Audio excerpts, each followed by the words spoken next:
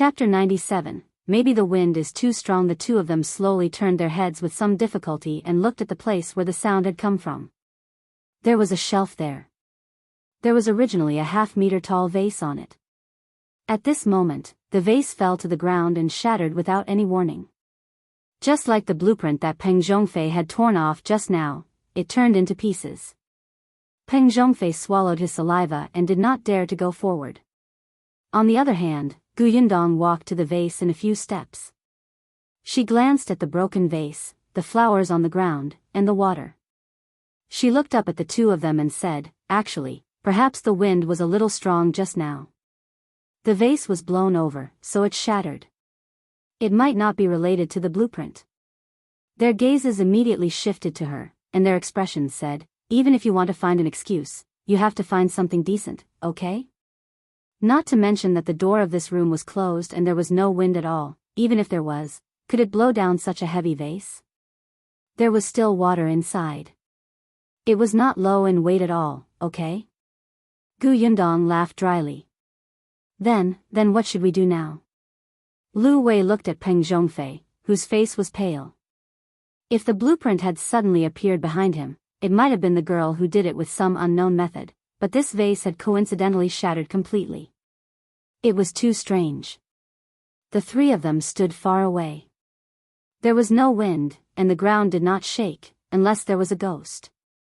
Lu Wei couldn't help but shiver. He regretted staying behind to watch the drama. Would the old man think that he was in cahoots with Peng Zhongfei? In all honesty, he was a good person. Thinking of this, Lu Wei could not help but take a small step back. Peng Zhongfei was flustered and did not notice his small actions. His footsteps were a little slow and trembling as he moved towards the vase. Gu Yundong turned his body slightly to make way for him. At the same time, she pulled out a crossbow from under the cabinet and stored it in her space. Just now, she took advantage of the fact that the two of them were not paying attention and aimed the crossbow at the vase. The angle happened to be at the foot of the cabinet, which was not easy to see. The moment the vase shattered, she came over to block their vision. "Good. Perfect. It'll scare you to death." Peng Zhongfei did not reach the broken vase. He stopped 2 steps away. He swallowed hard and looked at Gu Yundong. He said, "Take the blueprint back. Take it back quickly. Don't appear in front of me again." Gu Yundong stood up. "Don't worry, young Master Peng." Before she could finish speaking, a faint and ancient voice suddenly sounded in the room. "Kid, you're so bold. If I don't punish you, do you really think I'm easy to bully?" Lu Wei was shocked and turned to look at the source of the sound. No one, not a single person, had said such a thing out of the blue. Peng Zhongfei's lips were pale as he looked at Gu Yundong. Gu Yundong looked also puzzled. She pretended to be very angry and ran to the place where the sound came from. "Who's playing tricks here? Come out." She lifted the curtain over there and put the recording pen that she had placed in the curtain into her spatial storage. That was a line from a television drama. After separating from Shao Qingyuan, she had found a place to secretly record it. There's no one." Gu Yundong turned her head and her voice was trembling. She looked at Peng Zhongfei as if she was about to cry. "I've never encountered such a situation before. I was just a little unlucky. There was no need to be so scary. I'm so afraid." Chapter 98. 200 Tales of Sincerity. Lu Wei expressed that he was also very afraid. Could he leave now? Just as he was thinking this, hurried footsteps came from outside, followed by Peng Zhongfei's voice. "Young master, bad news. Aunt Shui lost her footing and fell into the water." "What?" Peng Zhongfei quickly opened the door. "How is she?" "She was saved, but she was quite shocked." "That's good." Peng Zhongfei heaved a sigh of relief. The voice that had appeared out of nowhere echoed in his mind. "Punishment. Oh yes, it must be punishment." He hurriedly turned his head and looked at the blueprint that Gu Yundong had placed on the table. He trembled and apologized sincerely. Great Immortal, it's my fault. One was wrong. I'll apologize to you. One deserved to die. I'm a bastard. I'm not a good person. I won't have a good ending for doing bad things. As he spoke, he slapped himself hard twice. Great Immortal, one promised that one won't be greedy for the blueprints in the future and won't destroy them. Moreover, this really isn't my fault. It's all because of him. He gave it to me. 111 deal with him later. With that, he looked at Gu Yundong. Is this okay? I don't know either. In the past, one was unlucky when I tore up the blueprint. You even planned to let someone smash the house after it was built. The situation seems to be more serious than mine. One don't know if he will accept your apology, Gu Yundong said awkwardly.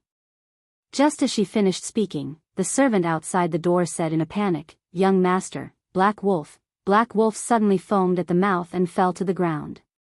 The Black Wolf was a wolfhound raised by Peng Zhongfei. It usually ate raw meat and drank hot blood. It was raised very ferociously. Not to mention the people outside, even many servants in the Peng residence were bitten until they bled. However, Peng Zhongfei liked it very much. He felt that this dog had a wolf's nature. He often trained it to bite living creatures, including humans. Now, this dog died an inexplicable death. No, how could it be inexplicable? Peng Zhongfei knelt on the ground this time. He was so frightened that his voice trembled. Great Immortal, please spare me. I was blind to not recognize you. One was wrong. Give me a chance. 111 offer you 3 incense sticks in the morning and night. 111 buy you the best tribute. How about this? I'll pay for your house. Please spare me this time. Gu Yundong's eyes flickered. Aya, he was finally getting to the point. Young Master Peng, don't be like this. Actually, Grandpa is not a bad person. As long as you sincerely repent, he will definitely forgive you. Gu Yundong said, actually, there's no need to pay any money to build a house. Grandpa has already given me the money. That won't do, that won't do. One have to give it. How about this? You can keep the Lu taels of silver that the Great Immortal gave you to buy something else for the Great Immortal. Don't you still need to offer 3 incense sticks in the morning and night? Buy the best incense. The Great Immortal's house is very important. You have to build it well. Lu taels of silver is not enough. 200 taels of silver, 111 give you 200 taels of silver. Gu Yundong was in a difficult position. Is this really good? Then I'm taking advantage of you, young Master Peng. What do you mean by taking advantage? You're just putting in a lot of effort for the Great Immortal. I'll pay and you'll help. I'm very sincere. Lu Wei hurriedly said, I'm also sincere. I'll pay 50 taels. He hoped that the Great Immortal would not treat him and Peng Zhongfei as allies and let him suffer. Gu Yundong's mouth twitched. These rich young masters were really prodigals. Chapter 99, Perfect Resolution. After Peng Zhongfei said that he would pay, he waited for another half an hour. When there was no more bad news outside, he slowly heaved a sigh of relief. It seems that the Great Immortal has agreed, right? He looked at Gu Yundong and asked for confirmation in a low voice. Gu Yundong thought about it and nodded uncertainly. Probably. As soon as she finished speaking, another voice sounded in the room. This time, it was different from the previous time. It was a voice that was difficult to tell if it was male or female. Humph, at least you know what's good for you. In the future, you're not allowed to cause trouble for the Gu family. You're not allowed to say a word about what happened today. Yes, yes, yes. Peng Zhongfei and Lu Wei nodded repeatedly. Gu Yundong took the opportunity when they were not paying attention to retract the recording pen. She had recorded this herself, using a voice changer app on her phone. After all, this sentence mentioned the Gu family, so she could not record it from the television drama. However, it was precisely because of the completely different voice from before that the fear in Peng Zhongfei and the other man's hearts intensified. He turned around and went to the inner room. After a while, he took out 2 banknotes, both of which were 100 denominations. There you go. Gu Yundong took the money guiltily. Young Master Peng, don't worry too much. At most, you'll be unlucky a few times. Look, I'm fine. Then I'll leave first. Take care. Gu Yundong put away the drawings on the table and turned to leave the Jinglan manor.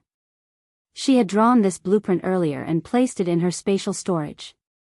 After she handed the first blueprint to Feng Danning, she would sometimes think of places that needed to be modified and added, so she drew a new one. She planned to give it to Feng Danning in 2 days. In fact, there were only some small details that were different. There were not many changes. However, Peng Zhongfei had not studied it carefully. How could he tell the difference between the torn blueprint and the new one? In any case, he was scared out of his wits. Gu Yundong laughed. As soon as he went out, Chang Fu welcomed him. Gu Yundong glanced at him.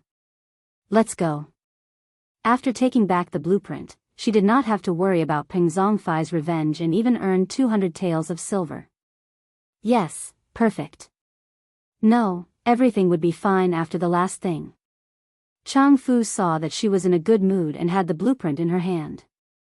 She actually took it back. He wondered what she had done. As soon as the 2 of them left, Lu Wei also bade farewell. Peng Zhongfei was no longer in the mood to entertain him. He waved his hand and let him leave. Lu Wei did not leave immediately after leaving the Peng residence. He found an alley and stopped, waiting for Shao Qingyuan in the carriage. Peng Zhongfei paced around in frustration. Thinking of what had just happened, he still felt that something was in the room, so he went out to see his beloved dog. The servant hurriedly followed, but he was sent away by Peng Zhongfei to clean up the broken vase on the ground. He walked very quickly. However, not long after he walked out of the Jinglan manor, a sack was suddenly thrown over his head. Then, a series of punches and kicks landed on his body. Peng Zhongfei screamed in pain and could not resist at all. He waited until the other party was almost tired from fighting before stopping. Shao Qingyuan looked at the motionless person on the ground with an indifferent gaze. From afar, a servant heard the noise and rushed over. He took advantage of the chaos in the Peng residence and slipped away from the back door. Unexpectedly, not long after he walked out, he saw 2 people tugging at each other.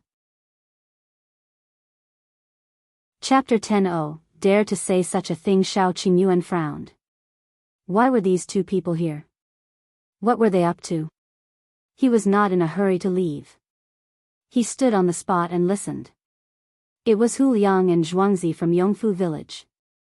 At this moment, the 2 of them lowered their voices and argued until their faces were red. They even fought. Hu Liang arrived at the county town a little late. After all, both Gu Yundong and Shao Qingyuan had taken a car over. When he arrived outside the Peng residence, he looked for the servant he knew. B0XO. Calm, however, that person was not around. The gatekeeper saw that he was sloppy and looked extremely ugly. He was unwilling to pay attention to him, so Hu Liang was blocked outside the residence. He was furious. Even if he was anxious, he could only wait outside. He could be domineering in the village, but in the county, he was a coward and could only cower. Unexpectedly, not long after, Zhuangzi came and wanted to pull him away. How could Hu Liang let it go? He even kicked him ruthlessly. You coward. You're just like your parents. Your parents were beaten up and scolded, but you didn't dare to fight back. You're the same. You're actually afraid of a 13-year-old brat. Don't say that you're my brother in the future. Get lost. Zhuangzi was furious when he heard that. He was recuperating at home today. Later, his parents came back and told him about the Peng family. He did not think much of it, but he felt that the girl from the Gu family would definitely not let the matter rest. Her temper was not like that. In the end, not long after, Goshen came to his house and told him about Hu Liang's plan to destroy the Gu family's new house. The moment Zhuangzi heard that, he panicked. Although they had a disagreement the day before, they had been brothers for many years. It was impossible for him to just watch him court death. Gu Yundong could not deal with the Peng family, but she was more than enough to deal with Hu Liang. Hadn't he suffered enough these few days? Therefore, he could not be bothered to rest at home. He rushed to the Gu family's homestead and did not see anyone. Later, someone said that he had gone in the direction of the county. Zhuangzi was furious and immediately rushed to the county city. As expected, he saw Hu Liang pacing left and right at the back door of the Peng family. Seeing that he had not entered yet, Zhuangzi heaved a sigh of relief and wanted to take him away on the spot. Who would have thought that not only was he obstinate, but he also kept poking at his heart. He was also angry. Hu Liang, one used to call you big brother because you were loyal, decisive, and smart. But look at you now. You just have to hold on to a little girl and not let go. You clearly suffered at her hands and lost money. You knew that you were not her match, but you still insisted on charging up. You're saying that I'm not loyal, decisive, or smart enough now, right? Hu Liang interrupted him impatiently. Let me tell you, it's precisely because one suffered a loss that I have to take revenge. This is a man's backbone. I'm different from your parents. They don't dare to make a sound when their house is destroyed. They only know how to cry when their family's land is snatched. One think if your sister is raped one day, your family will only obediently give her to the rapist. They won't even dare to let out a fart. Perhaps they have to thank the rapist for taking a fancy to her. Hu Liang. Zhuangzi's eyes widened. How dare you say such a thing? Why wouldn't one dare? Your family is so cowardly. Otherwise, why haven't you had any friends since you were young? If it weren't for the fact that I pity you, you wouldn't even be my underling. Pfft, one don't want you as my underling anymore. In the future, you might have to rely on your sister who sells her body. Chapter 101, Thrown to the Peng residence. Zhuangzi punched him hard in the face. His eyes were bloodshot and his gaze was filled with hatred. Hu Liang, if you want to die, go ahead. From now on, we're not brothers. Just treat it as my kindness being fed to the dogs. He ignored him and turned to leave. Hu Liang sneered. Do you think I care? If it weren't for the fact that I wanted to gather 4 people, one wouldn't be willing to bring you along. Coward. He touched his face and snorted. Damn it, he should have retaliated just now. This kid was too bold to hit him. When he returned to the village, he would teach him a lesson. Although Shao Qingyuan did not hear everything, he knew that Hu Liang was here to cause trouble for Gu Yundong. This person was still unwilling to give up after being taught a lesson. He was like a plaster. So, Shao Qingyuan could not be blamed. Shao Qingyuan flashed out from behind him and knocked him out with a single palm. Then, he walked to the back door of the Peng residence and waited quietly for a moment. When the gatekeeper was called away to speak, he carried Hu Liang in. He directly threw the man behind a big tree outside Jinglan Manor and left the Peng residence silently. Lu Wei was still waiting for him in the alley. When he saw him coming over, he hurriedly lifted the curtain and let the guy come up. Before Shao Qingyuan could sit down, he couldn't wait to say, let me tell you, just halfway through his sentence, he suddenly realized that he couldn't reveal what was happening in the Peng residence. Hence, the tip of his tongue turned and he immediately changed the topic. Let's go. Well, go up the mountain now. We agreed to fight roe deer and tigers. However, Shao Qingyuan said, it's getting late today. Let's go another day. Another day? But I'm in a hurry. However, this timing was indeed a little inappropriate. Lu Wei could only sigh and compromise. All right, then, tomorrow it is. All right. Shao Qingyuan turned his head away. Then, he got out of the car and left without looking back. Lu Wei pouted. We haven't even finished talking. Why are you in such a hurry to leave? However, what exactly did he go to the Peng residence for? At that time, he only asked him to look for Peng Zhongfei to chat and drink tea. He said that he had something to do and looked for the servants in the residence. It was just that this matter took a long time. Shao Qingyuan quickly walked on the road to Yongfu village. He did not delay for long, but he still did not meet Gu Yundong, who had left earlier. At this moment, Gu Yundong had already followed Chang Fu back to the Chang family. Chang Fu pleaded, "Look, you've brought back the blueprint. Can you give me the antidote now?" Gu Yundong gave him a white pill and Chang Fu swallowed it without a word. Gu Yundong ignored him. Chang Fu did not need her to teach him a lesson. Peng Zhongfei had suffered such a huge shock. Wouldn't he find trouble with this guy? Hence, she turned around and said to Feng Danning, "The matter has been resolved. It's rare for me to come to the county city. Want to buy something. Do you want to go back first?" With the 250 taels of silver that Peng Zhongfei and Lu Wei had given her, she was a rich person now. She could buy many items that were not in the plan. "There's no hurry. What do you want to buy? One can help you carry it." Feng Danning really admired Gu Yundong.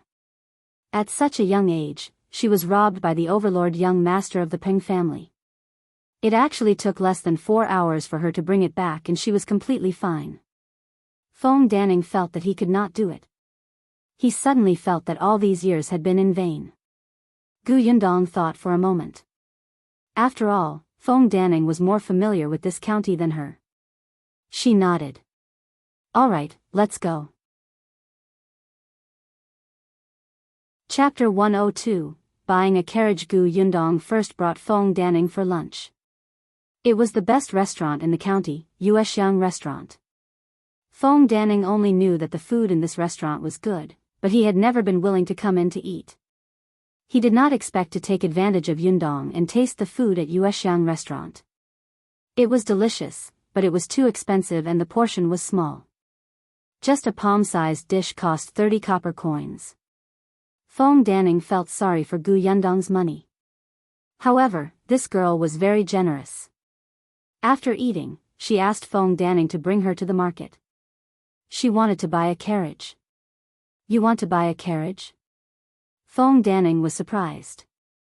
This Gu girl who had escaped from the wilderness was indeed more capable than he had imagined. He thought that it would be good enough if she could take out 100 taels of silver to build a house. He did not expect that she still had the money to buy a carriage. Gu Yundong nodded. "It's convenient to buy a carriage.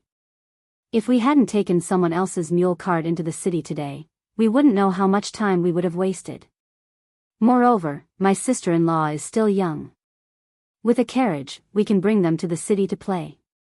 Gu Yunshu and Gu Yunke rarely had the chance to go out and play. In the past, when they were in the Gu family, Gu Yunshu was probably the only one who had gone to town. Later, they were on the way to escape. This time, they went far, but they did not have the leisure to stop and take a good look. Now that she had settled down, she had money on hand and could send Yunshu to school. In the future, she would bring them out to play whenever there was a festival. If you want to buy horses, you have to go to the market on East Street, which specializes in selling livestock. It's just that it's already past noon. One don't know if there are any good horses. Gu Yundong nodded. "Then let's go to the market in East Street to take a look. If we can't find anything good today, well, come back another day." Feng Danning laughed and led her to East Street. After noon, the market was not as lively. Feng Danning knew someone here. He was a smart kid who looked after the place. He directly brought them to the innermost part of the market. "Uncle Feng, you're lucky today. Just now, the broker from the Wan family brokerage brought 3 or 4 horses over. I've seen them. They're better than the ones sold this morning." Feng Danning perked up. "Really? Hurry up and bring us to take a look." The horses were indeed good horses, but they were also not cheap. Gu Yundong was not very good at checking horses, but Feng Danning had some experience. In addition, the kid beside him helped to bargain. In the end, he bought a strong brown-haired horse for 15 taels of silver. This horse was quite friendly to Gu Yundong, and she liked it. It was not old, so she decided that it was it. When the broker asked her if she wanted a carriage, she definitely did. However, there was no need for it to be too gorgeous. After all, she often went back and forth in the village. It was all dirt. In the end, Gu Yundong chose an ordinary-looking but sturdy carriage. She put on the horse rope and could leave. This carriage also cost 3 taels. TSK, it was expensive. But now that she had a carriage and a house, Gu Yundong was very satisfied. After the carriage was bought, Gu Yundong wanted to go to South Street to buy something. It was prosperous there and was close to the city gate. Feng Danning was a little excited as he drove the carriage. Men loved vehicles, regardless of modern times or ancient times, even if this vehicle was not his. The two of them took the carriage to the East Street. Unexpectedly, when the carriage passed by the back road of the Peng residence, the door of the Peng residence opened and a person was thrown out heavily. If not for Feng Danning's sharp eyes and quick hands, the horse would have been shocked.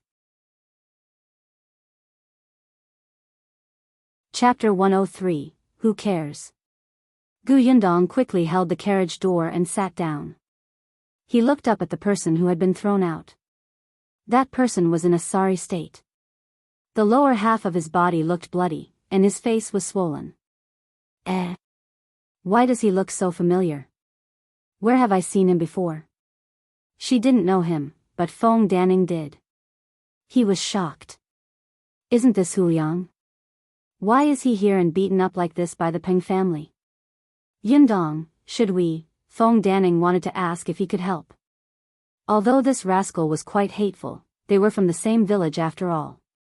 It was a little unreasonable for him to stand by and do nothing when he saw him like this. Unexpectedly, before he could finish speaking, Hu Liang, who was beaten half to death, started crying at the Peng residence. I'm not lying. I'm really here to look for young Master Peng. Io, that Gu Yundong wants to harm young Master Peng. She went around our village saying that young Master Peng stole her things and even said that she has a backer to torture young Master Peng to death. Hu Liang did not know how things had turned out like this. He had been in the Peng residence since the moment he woke up. He was about to look for young Master Peng when he was caught. They said that he was a thief who had broken into the residence. He must have been involved in young Master's accident. Then, he was beaten up without a word and thrown out. Gu Yundong sneered. Facing Feng Danning's similarly gloomy expression, she said, who cares if he dies? It didn't look like he had been hit very seriously. He still had so much strength to frame her.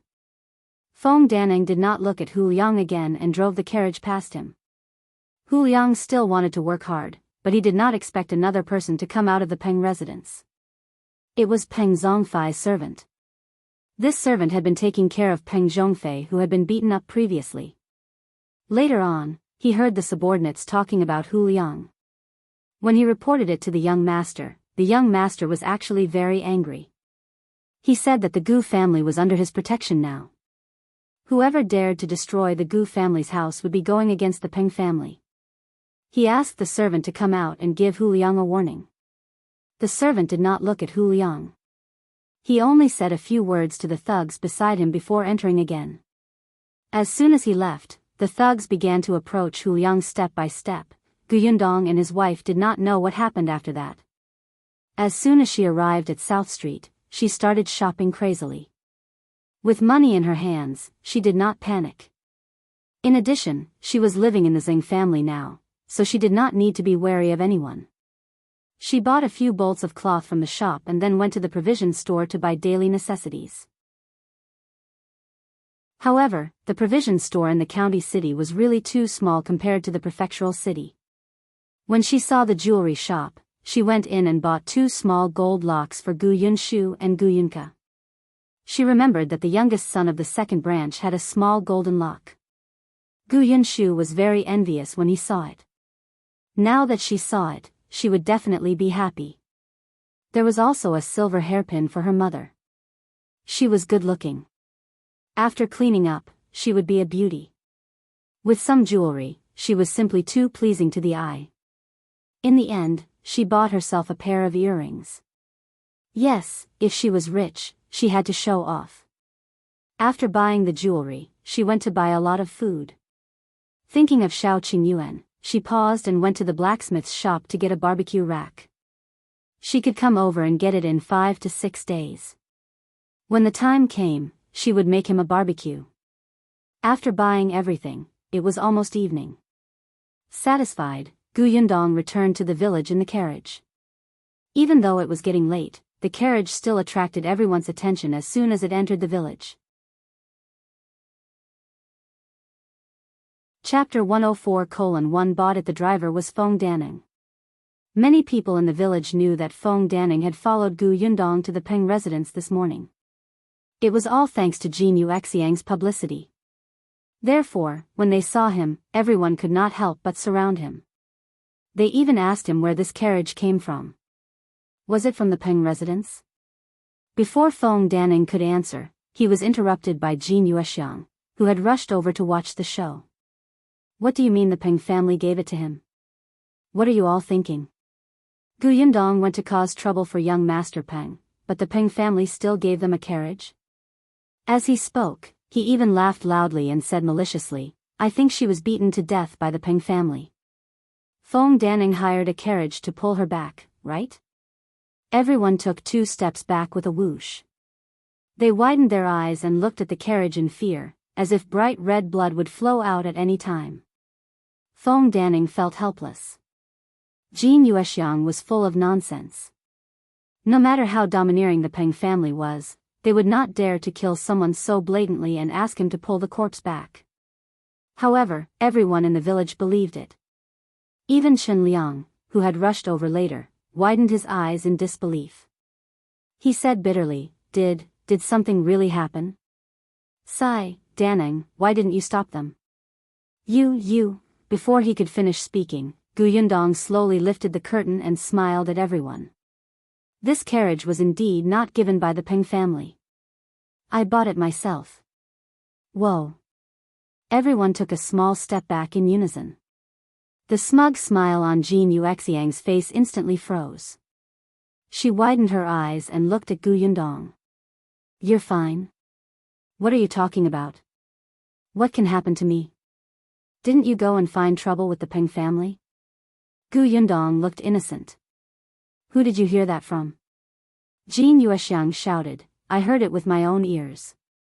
It was clearly Feng Danning who said that the blueprint had been taken away by young Master Peng. He didn't even allow you to build a house. You went to the Peng family to ask for an explanation. Oh, so she was eavesdropping. Gu Yundong raised his eyebrows.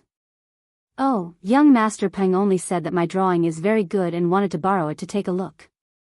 I happened to be going to the county city to buy something today, so I took the drawing back. Why is it that when it comes to you, it becomes me going to the Peng residence to demand an explanation? Do you dare to say this in front of young Master Peng? Feng Danning said righteously, that's right. Yundong wanted to buy a carriage. One happened to be more familiar with it, so she asked me to help her pick one. She could also go to the Peng residence to get the blueprints. Jin Yuexiang, how can you distort the truth and spread rumors everywhere, making everyone panic? Jin Yuexiang was dumbfounded. Did she hear wrongly? No. The others suddenly understood. So that was the case. If it was really as Jin Yuexiang had said, would Feng Danning and Gu Yundong be able to return safely? Indeed, they could not trust Big Mouth's words too much. Qin Liang heaved a sigh of relief and turned his attention to the carriage. Did you buy this? Gu Yundong got out of the carriage. I thought that it would be more convenient with a carriage. We won't have to rely on our legs to go to the county next time. Qin Liang nodded. The Gu family was indeed wealthy. The Gu girl. At this moment, someone suddenly called out to her from the side and said enviously, Your carriage looks very good. This horse looks strong. The carriage is also sturdy and big. In the future, when we go to the county city, it will be convenient, right? Chapter 105. Hong Gu Yundong looked at the man. He was a middle-aged man. She did not know him, but she did not like to hear him say such things in front of everyone. Hence, she smiled at that person and said, "It's my family's convenience. It has nothing to do with you." That person was stunned. This little girl really didn't know how to conduct herself. He raised his eyebrows. "Why? We're from the same village. If we need help, you're not even willing to lend your carriage?" "Yes, as long as you pay 20 copper coins per trip to the county." The price was clearly stated, lest everyone wanted to curry favor and take advantage of her. Did she look like someone who was easy to talk to? "You're too black-hearted. We're all from the same village, and you're actually charging money?" That person immediately shouted, "Isn't that right, everyone?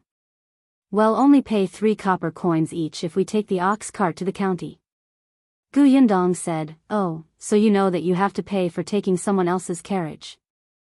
I thought you didn't know that even biological brothers have to settle accounts clearly. If you think it's too expensive, you can choose not to take it. I bought the carriage for myself, not for you." That person choked.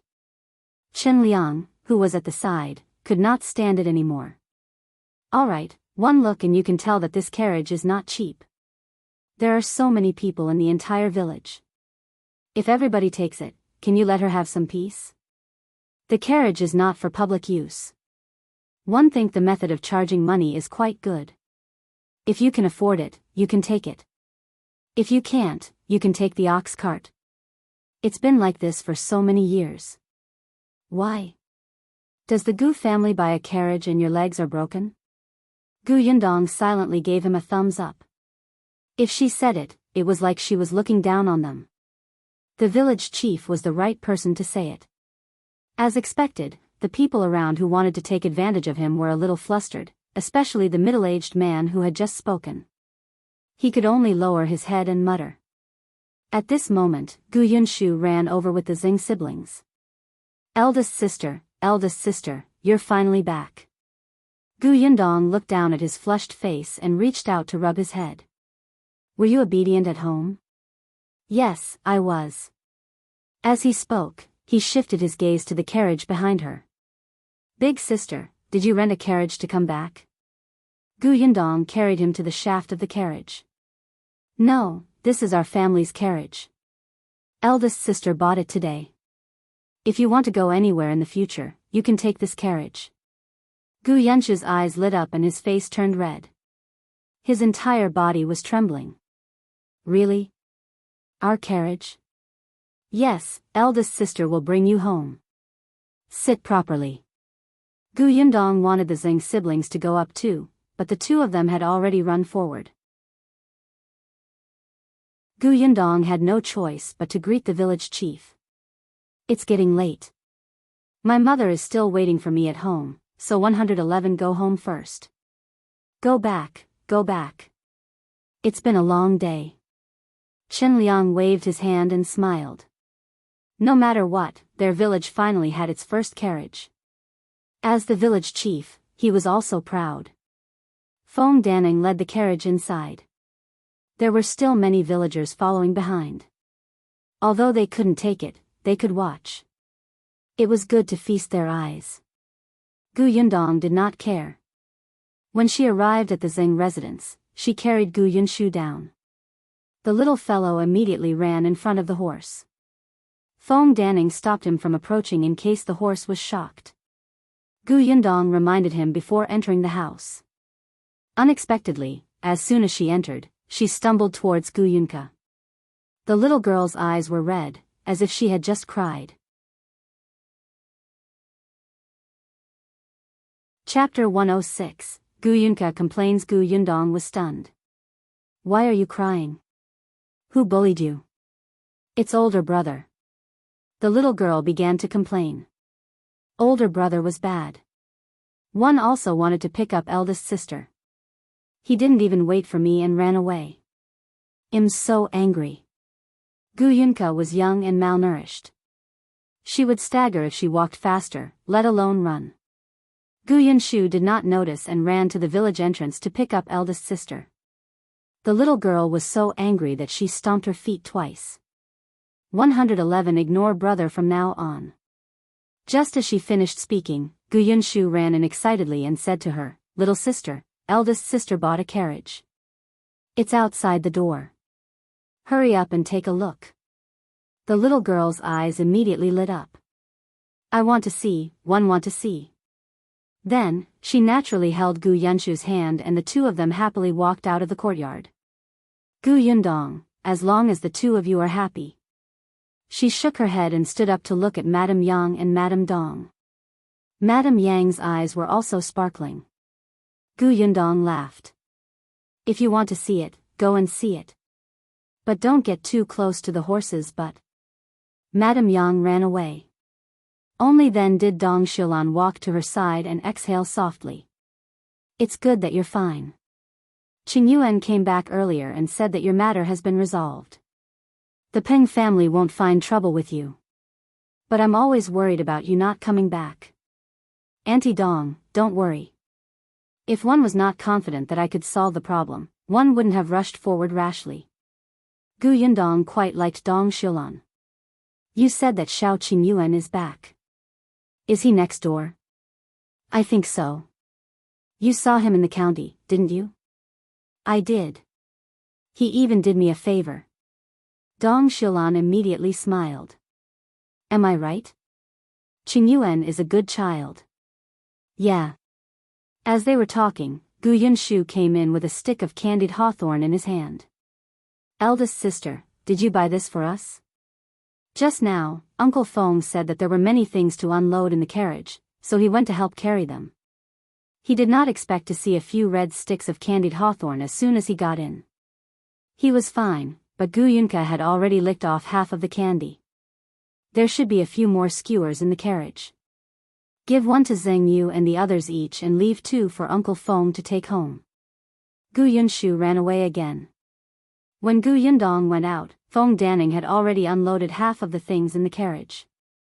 Beside him, there were people holding a stick of candied hawthorn in one hand and carrying small items on the ground with the other hand into the house. Gu Yundong rubbed her forehead and chased them to the side to eat. She and Madame Dong brought everything back.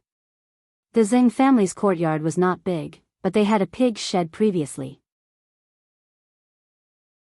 Although they did not raise pigs anymore, they could still let the horse live in it after tidying it up. Feng Danning had wanted Gu Yundong to leave the carriage at his house, but Gu Yundong saw that the children surrounded the carriage and were unwilling to leave, so he gave up. After Feng Danning left, Gu Yundong began to sort out the pile of things he had bought. She bought a lot of cloth. When she saw one of the navy blue cloths, she subconsciously felt that it was very suitable for Shao Qingyuan, so she bought it. Looking at this piece of cloth, she was a little stunned. It was not easy to give it away, right? Forget it, she would think about it later. Just as she was about to put it away, Dong Xilan came in. Yundong, Qingyuan sent 2 pheasants over earlier. Are we going to cook them tonight? Her gaze landed on the cloth in her hand. This fabric looks good. Is it for Yunshu? Is the color too dark? Chapter 107, Buying Field, Studying, Finding Father, Treating Illness. Gu Yundong suddenly felt a little guilty. However, he quickly adjusted himself and said, It's not for Yunshu. It's for my father. When I bought the cloth, I counted the entire family. Only now do I remember that my father is not around. Dong Xilan was afraid that she would be sad, so she quickly said, You'll definitely be reunited soon. You even bought so much cloth? If you trust my skills, I'll make a piece of clothes for each of you. That's good. Gu Yundong smiled. Auntie's embroidery skills are good, so it's definitely not a problem for you to make clothes. But I have to make it clear that you have to be paid. One can't take advantage of Auntie. How is this taking advantage? Look at how much good stuff our family has eaten from you since you came. You went to the county city and came back to buy candied hawthorn for Yuer and the others. I'm so grateful. It won't take much effort to make a few sets of clothes. It's settled. With that, Dong Xilan left without waiting for her to reject. Gu Yundong laughed and shook her head. She did not insist. After tidying up herself, she went to the kitchen to cook the 2 pheasants. They had agreed to make a salt-baked chicken and a spicy chicken for Shao Qingyuan. Dong Shilan had taken care of the 2 chickens, so Gu Yundong moved much faster. In addition to the 2 chickens, she also bought other vegetables in the county city. When they were done, she asked Gu Yunshu to send them to the neighboring house. After dinner, Gu Yundong sat on the chair and pondered. Now that the blueprints were back, the Peng family would not cause trouble for him. Apart from the money she had to build a house and buy a carriage, she still had about 230 taels of silver. To others, it might seem like a lot, but to Gu Yundong, it was not enough. Not to mention that she did not have a fixed asset like fertile land. She still had to send Gu Yunshu to school, find Gu Dajiang, and treat Madame Yang. These were all money-burning jobs where she could not save money even if she wanted to. She had to buy a few acres of fertile land. She could rent it out even if she didn't know how to grow it. Yunshu's school was not in a hurry. She heard from the village chief that the school in town had to accept students above the age of 6. Yunshu would only be 6 years old after the new year. She could just ask around first. As for Gu Dajiang, after the house was built, she wanted to personally make a trip to Qingyuan Prefecture. Back then, they had agreed to meet in Qingyuan Prefecture. If Gu Dajiang was still alive, he would definitely go. However, after the chaos in Qingyuan Prefecture, it was hard to say what would happen next. In this era, there was no mobile phone network. It was too difficult to find someone. Also, Madame Yang's illness was actually what Gu Yundong was most worried about at the moment. She was afraid that the blood clot in her brain would spread and aggravate her condition. She hoped that Dr. Song would come back soon. Knock, knock. A soft knocking sound suddenly came from the window. Gu Yundong jumped up from the bed and immediately walked to the window. Who is it? Me. Shao Qingyuan. The corners of Gu Yundong's mouth twitched. Wait a moment. She came out of the house and saw the man's tall and handsome figure under the moonlight. Damn it, why did it feel like every time they met, it was in the middle of the night? It felt like they were dating in private. The salt-baked chicken and spicy chicken are very delicious. Thank you, Shao Qingyuan said. We agreed that since you helped me, I'll cook delicious food for you. Besides, we ate a lot of the wild animals you hunted. That's why I'm here. I want to ask you for a favor. Gu Yundong was stunned. What favor? Shao Qingyuan bent down and handed over a cloth bag by his feet. Chapter 108. Under the stove. Only then did Gu Yundong notice that there was something beside his feet. What is this? White flour, Shao Qingyuan said. I'm going to bring that young Master Liu into the mountains tomorrow morning. I promised him that one would go deep into the mountains to kill the tigers. I might only be back in 2 or 3 days, so one have to bring some dry food. The steamed buns and pancakes in town are too disgusting. I want you to help make some. Gu Yundong's eyes widened. Tigers? You're going to fight the tigers? Have you fought them before? I did. Once, when he went deep into the mountains, he encountered an old hunter who was bitten by a tiger and was almost forced into a corner. He was the one who knocked the tiger down.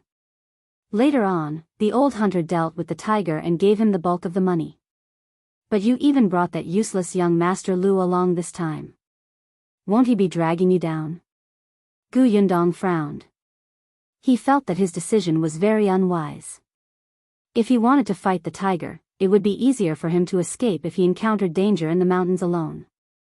But with such a rich young master, Gu Yundong had a feeling that they were courting death.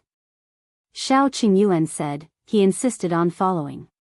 What a prodigal son who wants to drag others down with him. Gu Yundong regretted that she had only received 50 taels of silver in the day. One think it's better for you to knock him out and throw him into a tree. That's what one planned to do. Gu Yundong was speechless. She could not help but laugh.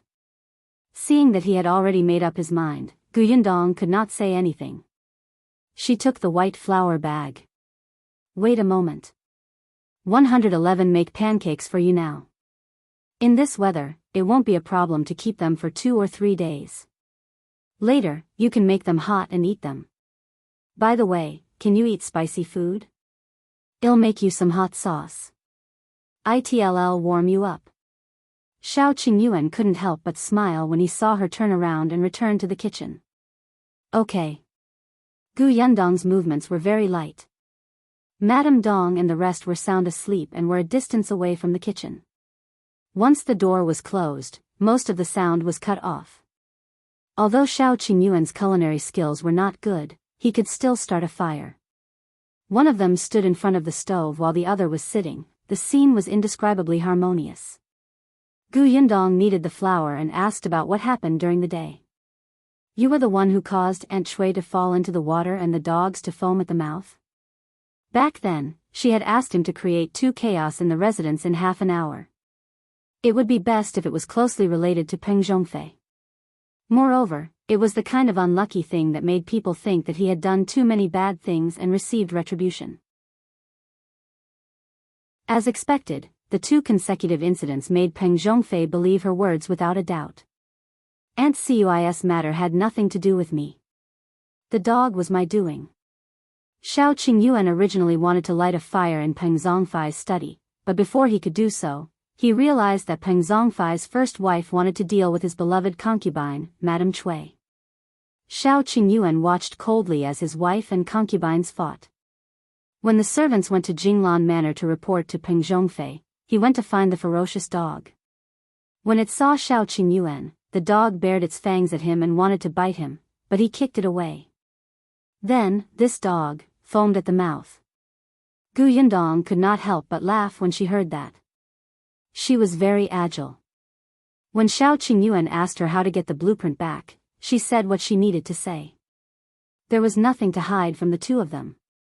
When all the pancakes were done, Gu Yundong gathered them all and handed them to Shao Qingyuan. Time was limited, so she could only make do with this. Shao Qingyuan was about to leave with the cloth bag containing the hot pancakes and sauce when Gu Yundong suddenly thought of something and hurriedly stopped him. Wait a moment.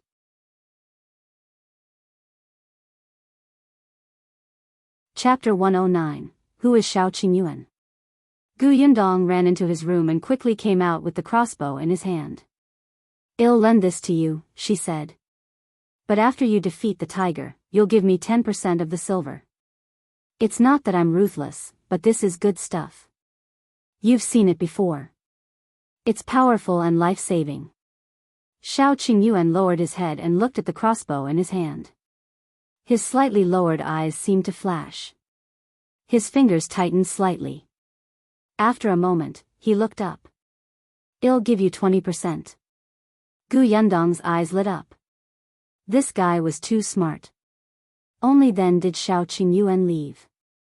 However, his back view made him look even taller. Gu Yundong then tidied up the kitchen and went to sleep. The next morning, the entire Yongfu village became noisy again. It wasn't farm time now, and most of the people were chatting outside. Hence, they saw the gorgeous carriage that had sped over early in the morning. Everyone at the village entrance stood up with a whoosh. What's going on? The Gu family bought a carriage yesterday. Who bought it today? As soon as someone finished speaking, he heard the servant driving the carriage ask, Brother, how do we get to Shao Qingyuan's house? Shao Qingyuan? Who is it? There's no such person in our village. Did you find the wrong person? The servant was dumbfounded. What? There was no such person. Isn't this Yongfu village? It's Yongfu village, but there's indeed no one called Shao Qingyuan. Tell me in detail what that person looks like. He might be from the neighboring village. I'll help you ask around. Why ask? Madame Zhou couldn't stand it anymore. She squeezed in with a washing basin and couldn't help but roll her eyes at the group of people. Then, she said to the servant, Why are you looking for Shao Qingyuan? Don't tell me you're looking for trouble. The curtain of the carriage was lifted, revealing Lu Wei's face. He smiled and said to Madame Zhou, I'm looking for him to help me. He's from this village, right? Someone beside him recognized him. Wasn't this the young master behind Madame Fang and her daughter that day?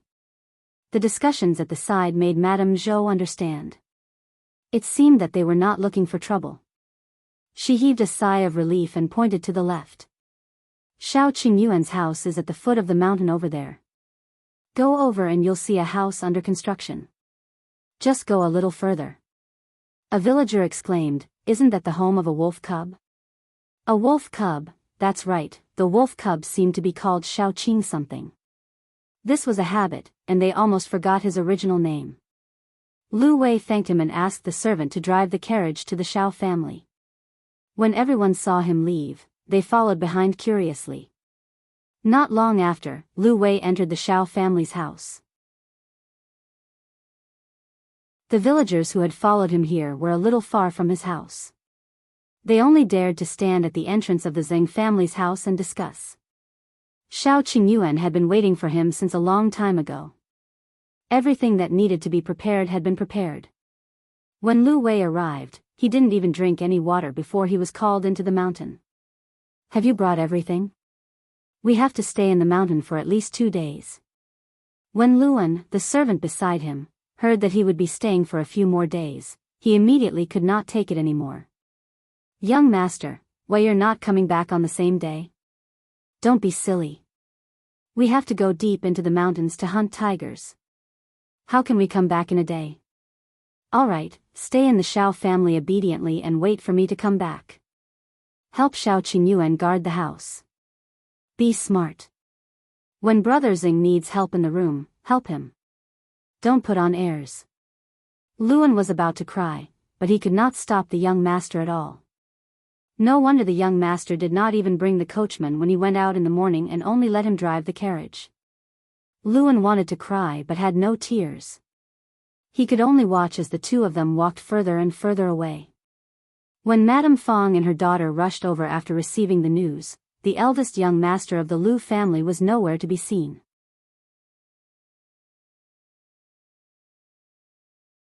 Chapter 11. Oh, what are you smug about? Madame Fang and her daughter were extremely regretful. Why didn't young Master Liu look for them first when he came? Why did he directly find out that the Shao family was here? The two of them sighed and looked in the direction of the foot of the mountain. When the other villagers saw this, they surrounded them. Previously, they did not dare to approach the Shao family. Now that Shao Qingyuan had left, they naturally wanted to know how young Master Liu met the wolf cub. Why did he let him bring him into the mountain? Speaking of this, Madame Fang and her daughter were a little smug.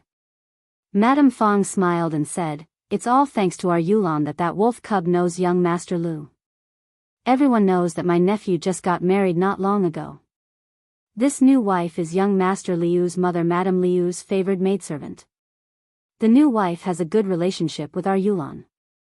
When she went to the Liu family to see Madame Liu, she brought Yulan along. Yulan heard that young Master Liu is looking for a hunter who killed 2 wild boars not long ago. If he wants to enter the mountains, doesn't he need a familiar hunter? B0XO. Everyone was enlightened. So it was to find a guide. Then you didn't tell young Master Liu about that wolf cub? Why not? But what kind of family is the Liu family? Who is young Master Liu? Why would he be afraid of a wolf cub? Madame Fang said smugly, "My niece-in-law said that young Master Liu knows martial arts.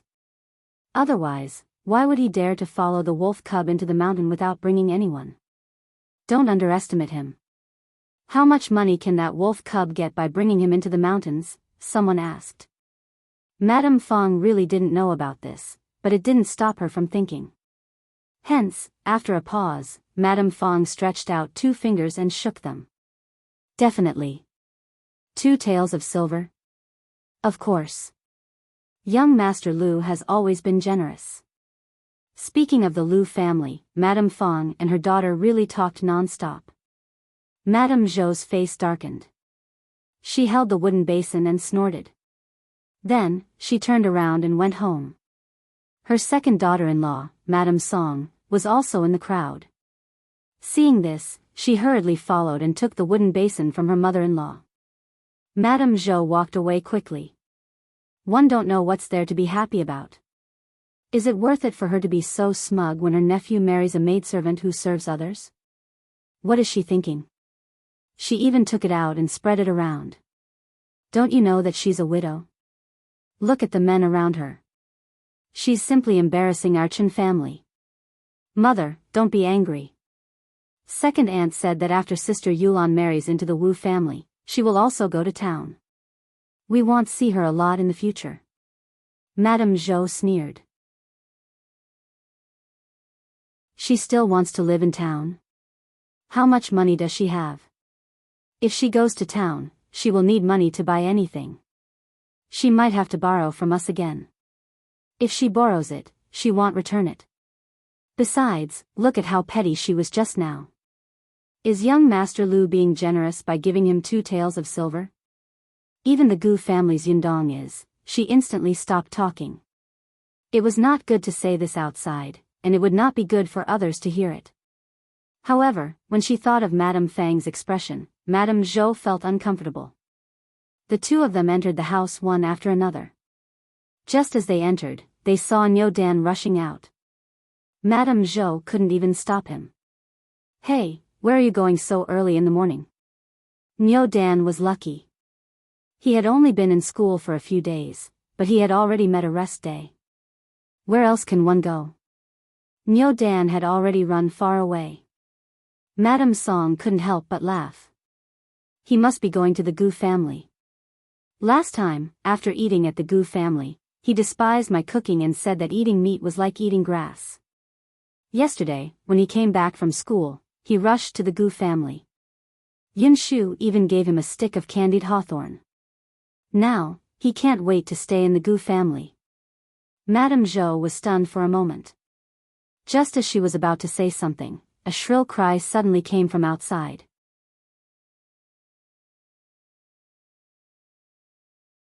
Chapter 111, making the call. This voice suddenly became sharp, startling the mother-in-law and daughter-in-law who were talking. Madame Zhou quickly walked out. What's going on? What happened? Qingyuan also came out of the inner room.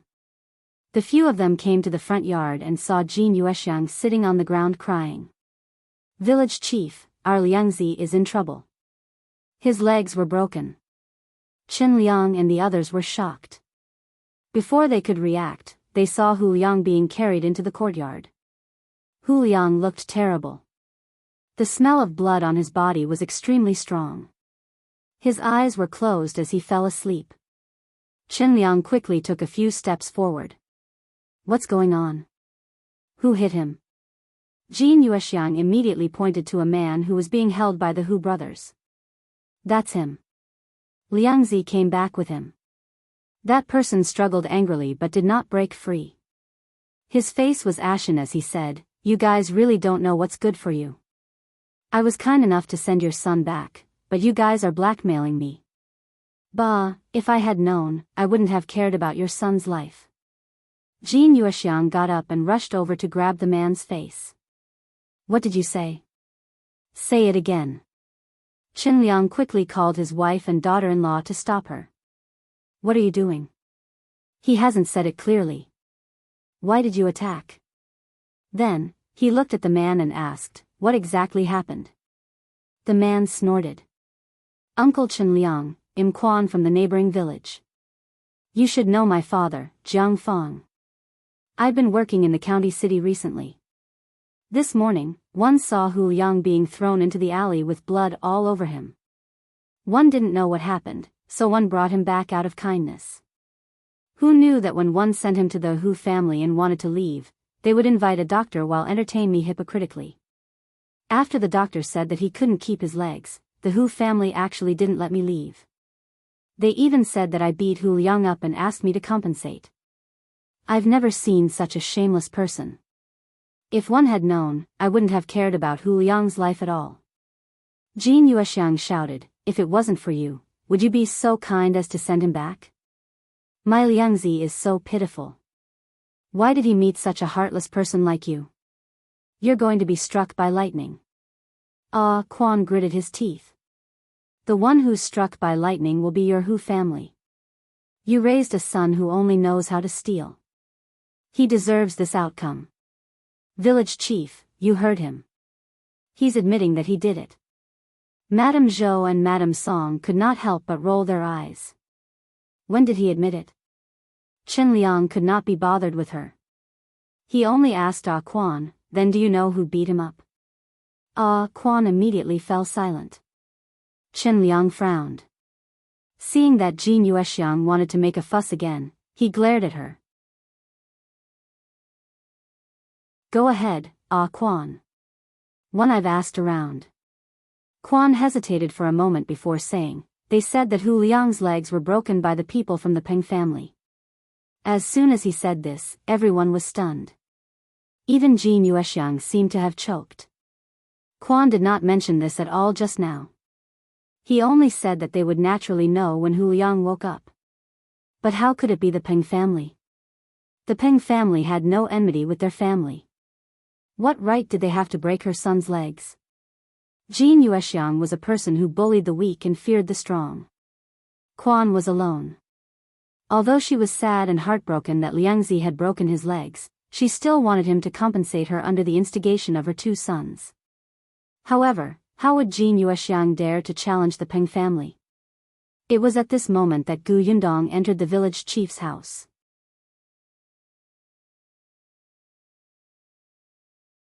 Chapter 112. Dream on. Gu Yundong was here to buy fertile land from the village chief.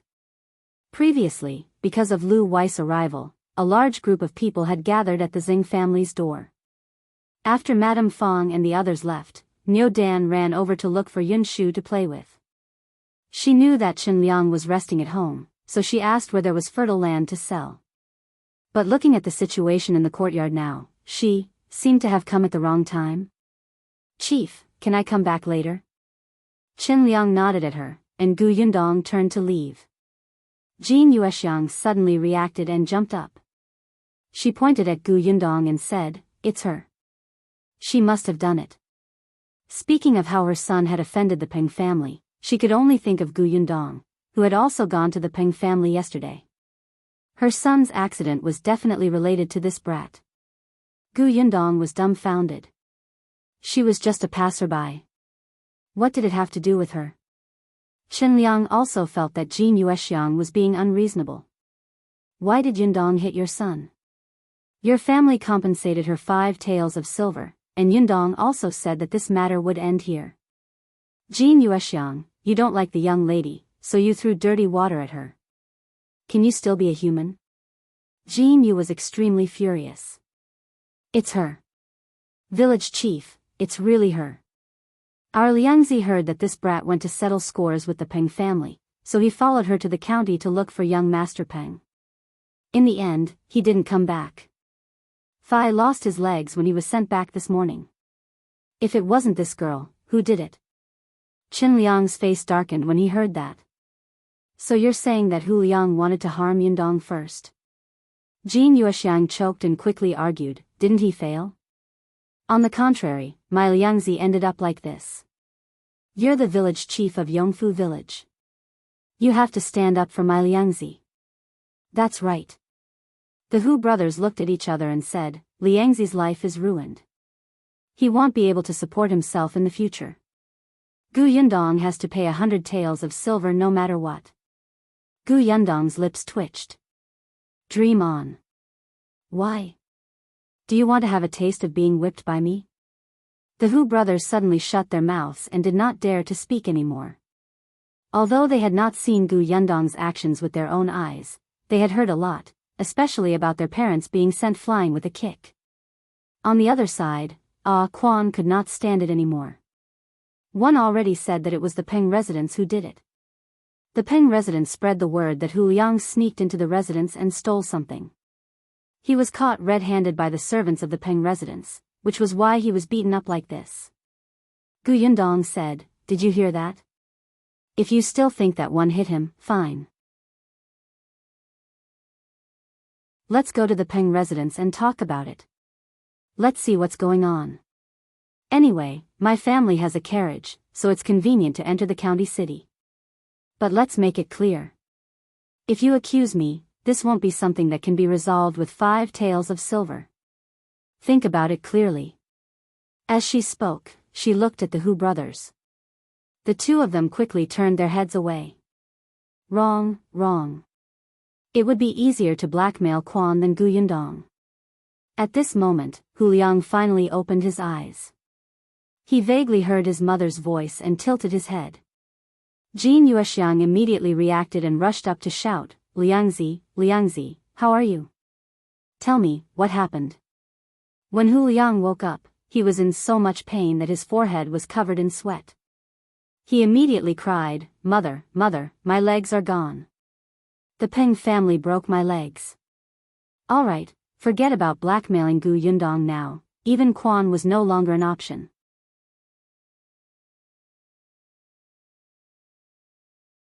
Chapter 113, Guilty. As soon as Hu Liang said that, the Hu brothers felt that they were in trouble, but what could they do?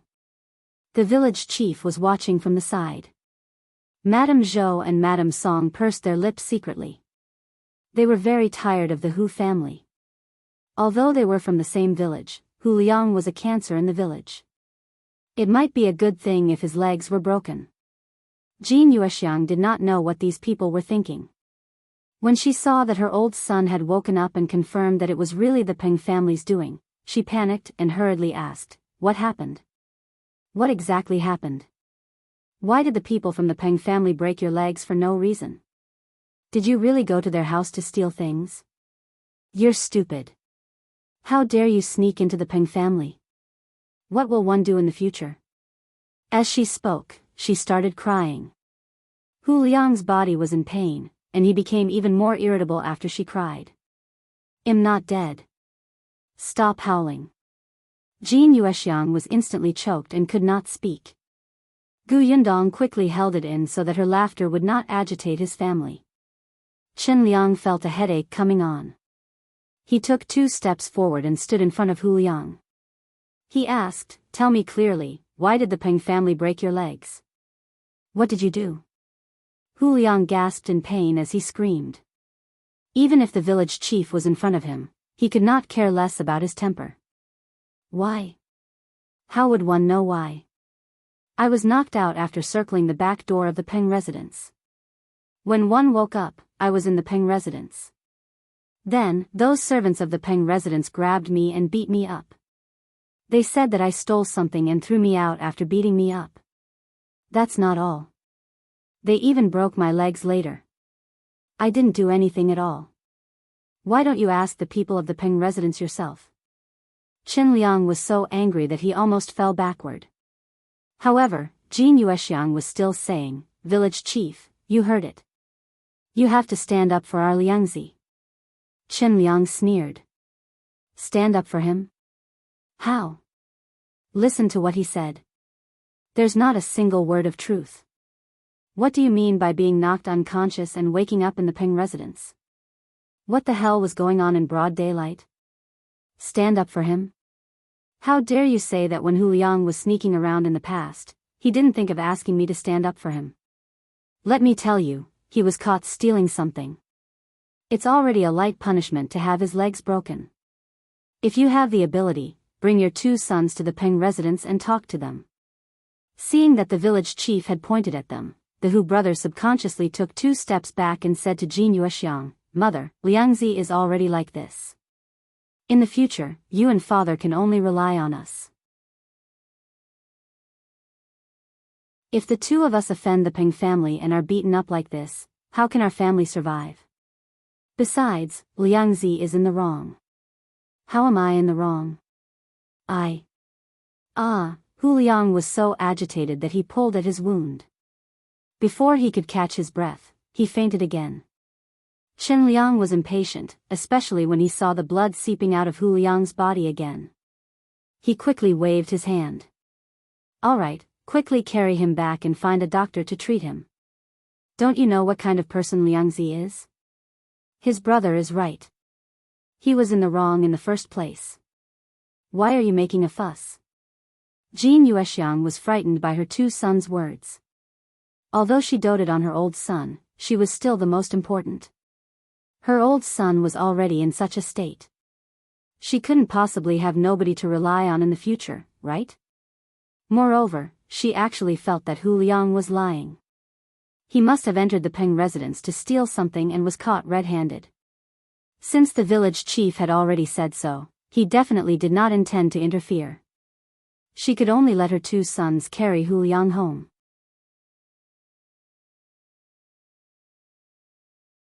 Chapter 114, Madame Zhou sending food only. Then did Qin Liang heave a sigh of relief.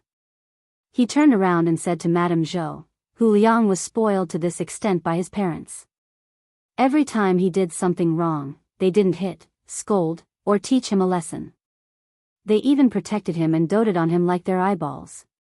Now, someone else has helped teach his son how to be a human. You guys have to remember not to raise Niu Dan to be like him. Madame Zhou and Madame Song nodded. Seeing that the matter had been resolved, Quan said goodbye. Qin Liang expressed his apologies for delaying him. Quan was fine with it. The unreasonable Hu family had nothing to do with Qin Liang. As soon as he left, Qin Liang looked at Gu Yundong, who was quietly standing at the side. A smile instantly appeared on his face, and he felt much more relaxed. Yundong, why are you here? I'm here to buy land from Uncle Qin. Yundong followed him to the central room. Qin Liang was stunned. Are you planning to buy farmland? How much do you want? What kind of farmland do you want? I want to buy more than 10 acres first. It's best if it's a first-rate fertile land. She had asked around and found out that 1 acre of fertile land cost about 10 taels of silver. 10 acres was about enough. Qin Liang lowered his head and thought for a moment before saying, that's not easy. You came late. Previously, there were a few acres of fertile land, but it was bought by the Wang family and the He family. The Wang family and the He family had fled here. Although the 2 families had yet to build their houses and did not plan to build them well, they found the land immediately. Gu Yundong did not think of this at first. This was the difference between having experience and not having experience.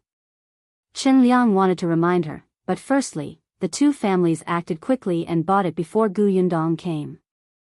Secondly, the Gu family's situation was different. They did not have strong labor and had a few children to take care of. They probably did not have the time. I see. Gu Yundong did not expect that 10 acres of fertile land was not easy to buy.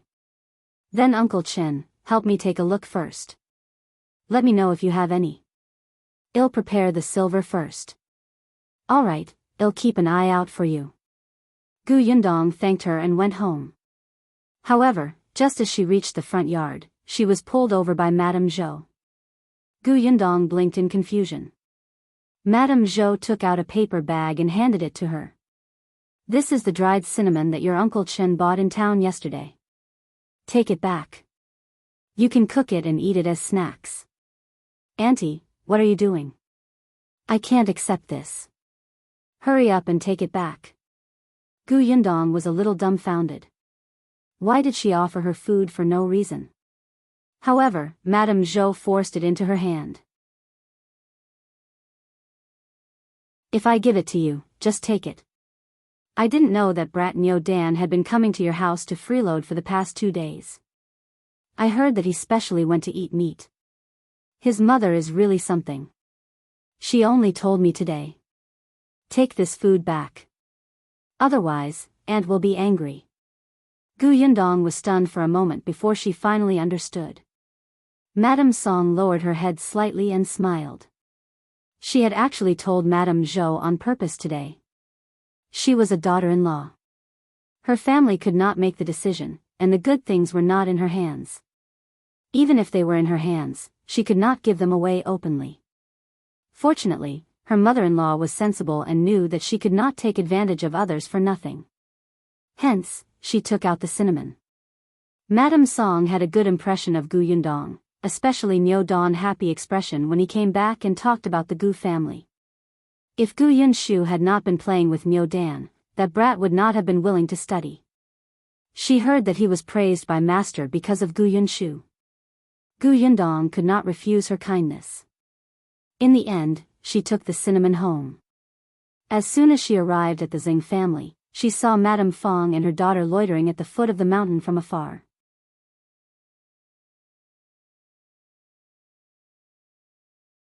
Chapter 115. Dumbfounded Liu and Gu Yundong thought of the mother and daughter's enthusiasm for Lu Wei and felt that it was a little painful to the eyes. Could this be a bad idea? She shook her head and turned to enter. As soon as she entered, she heard a commotion coming from the courtyard. She followed the sound and looked over. She saw Yunshu, Yunke, the Zheng siblings, and Niu Dan standing in front of the horse shed with a small handful of hay in their hands. Lu Wei's manservant, Liu An, stood at the side and made a fuss as he spoke. You can't feed it too much. It won't be able to eat. Hey, Kiki, how many handfuls have you taken? Gu Yunke opened her round eyes and made a 3 gesture with her hand. I've only taken the second one. It's very hungry. Don't talk nonsense. If one didn't eat for the entire night, the next day, my stomach gurgles. Liu An vomited blood. You're a human, it's a horse. So, you're bullying it? Gu Yunke was furious. Liu An held on to the pillar of the horse shed at the side. Why was it like this? Why was it like this? He only saw the little girl eating a piece of fragrant oil pancake in her hand and was a little greedy. But why did he have to explain the key points of how to raise a horse to a group of children in the end? He was a page boy, not a groom, and definitely not a nanny. Gu Yundong wanted to laugh, especially after Gu Yunke said that. The other children all looked at Liu An accusingly. Niu Dan's words were even more shocking. I heard that those rich families don't treat horses as humans. You also said that they were horses. Of course, they couldn't be seen as humans. It's different for our family. They treat cows very well and give them all the delicious food. Niu Dan's family had a cow that his father and grandfather treasured. The children nodded and felt that it made sense. Liu An was at a loss for words. How could he prove his love for horses? Gu Yundong coughed lightly and walked forward with a smile. Gu Yunke was still holding the dry grass in her hand. She waved it and ran over. Eldest sister, Liu An bullied our horse. Liu An was speechless. Was she not even going to call him brother now? He was inferior to a horse. Gu Yundong took the hay from her hand and put it aside. She said in a low voice, Liu An is right. Horses have very thin bellies, so they can't eat too much. She actually wanted to say stomach, but she was afraid that the children would not understand. When we feed the horses, it's best to cut the hay short, soak it soft or crush it so that the horses can eat happily. Just like Kiki, you can't eat cakes that are too hard and big, right? Gu Yunke nodded, not fully understanding. Eldest sister is right. When you're free, you can even take the horse for a walk. Well, go now. Gu Yunshu also threw away the hay. Eldest sister had said that the horse could not eat too much. Eldest sister was right. Gu Yundong turned to look at Liu An. Thank you. Liu An's eyes widened. He really wasn't a nanny. However, when he thought of what his young master had said before he left, he resigned himself to his fate and left with the children. Then, the other children in the village followed. That night, Shao Qingyuan and Lu Wei didn't return. Madame Fang and her daughter waited at the foot of the mountain for a long time. In the end, they could only go home regretfully. However, the next day, the two of them persevered to the foot of the mountain again. This time, they knew how to cover up. They took the basket and pretended to pick wild vegetables. Gu Yundong was still unaware of their actions. When he woke up the next day, it was already a little late. The Dong family had already gone out. She walked slowly to the courtyard. She did not expect to see Gu Yunshu sitting alone in front of the horse shed with his chin on his hand, mumbling something.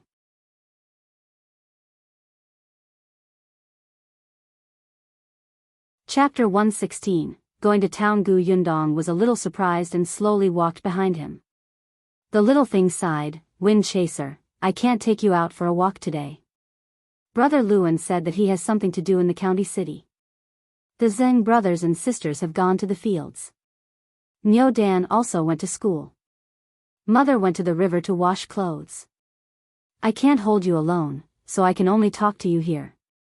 Wind Chaser was the name they gave the horse yesterday. At that time, Liu An gave them a bunch of names for the horse, but it was too complicated for the children to understand. In the end, they felt that Wind Chaser sounded very fast, so they decided on it. You have to be good. This way, I'll go and gather grass every day for you to eat. In the future, I'll even marry you and let you give birth to foals. Big sister said that when our house is built, you can still live in a big stable. It's very comfortable. By the way, yesterday, Niu Dan taught me 2 words that I don't know. Do you want to know? You must want to know. After all, my elder sister took a fancy to you. You must be an eager-to-learn horse. 111 write it for you immediately. As Gu Yunshu spoke, he squatted down and used a branch to draw on the ground. After writing, she tilted her head and read it carefully. After wiping it off, she wrote again.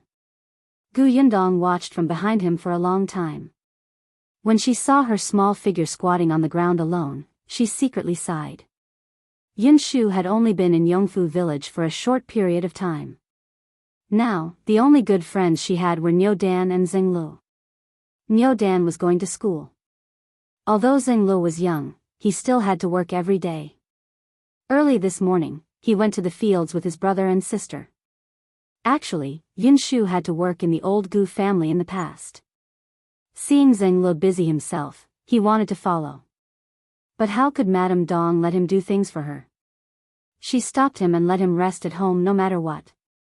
She even fed the chickens in the backyard in advance and cleaned the courtyard. Gu Yundong wondered if she should let Yunshu go to school. This child liked to study very much and was very intelligent. Even if the school in town only accepted children over the age of 6, Yunshu had basic talent and was only a few months older.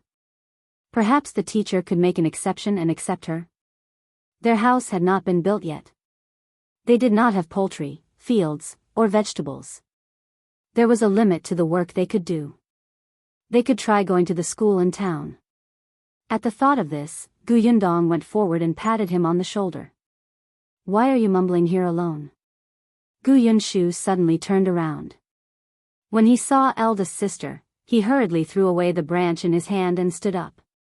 Elder sister, I'm talking to Wind Chaser. What are you saying? He said that Brother Liu An isn't around, so I can't take him out for a walk. Gu Yundong smiled. What's the big deal? Well, go to town later. Isn't it just nice to take a walk? Gu Yunshu's eyes lit up. To town? Us? Yes, well, leave when mother comes back. Where's Kiki? She's eating in the kitchen. Gu Yunshu sighed. Eldest sister, you really have to talk to her properly. If she continues to eat like this, she'll really become fat. She eats meat early in the morning. It's such a big bowl. As soon as he finished speaking, Gu Yunke rushed out of the kitchen and pushed him twice. Stupid brother, baddie, I'll bite you. Gu Yundong picked her up and shook her. Yes, the young lady was a little heavier than before, but it was not that serious. Compared to those children who were excessively fed and clothed, she still failed. All right, go back to your room and change first. When the 2 children came out after changing, Madame Yang had also returned.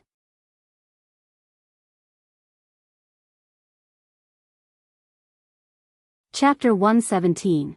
2 schools. After following Madame Dong to the river a few times, Madame Yang could go alone now. This was at the foot of the mountain. The laundry place was a little far from the other women in the village, so she would not meet many people. Madame Yang was also at ease. After drying her clothes, Madame Yang immediately went to change her clothes happily. The family set up the carriage. Gu Yundong asked Yunshu to inform Zheng Hu next door so that Madame Dong would not be anxious if she could not find them. Then, she got into the carriage and set off for town. Although they had all taken a carriage before, the carriage from before was rented. Now that it was their own, the feeling was definitely different.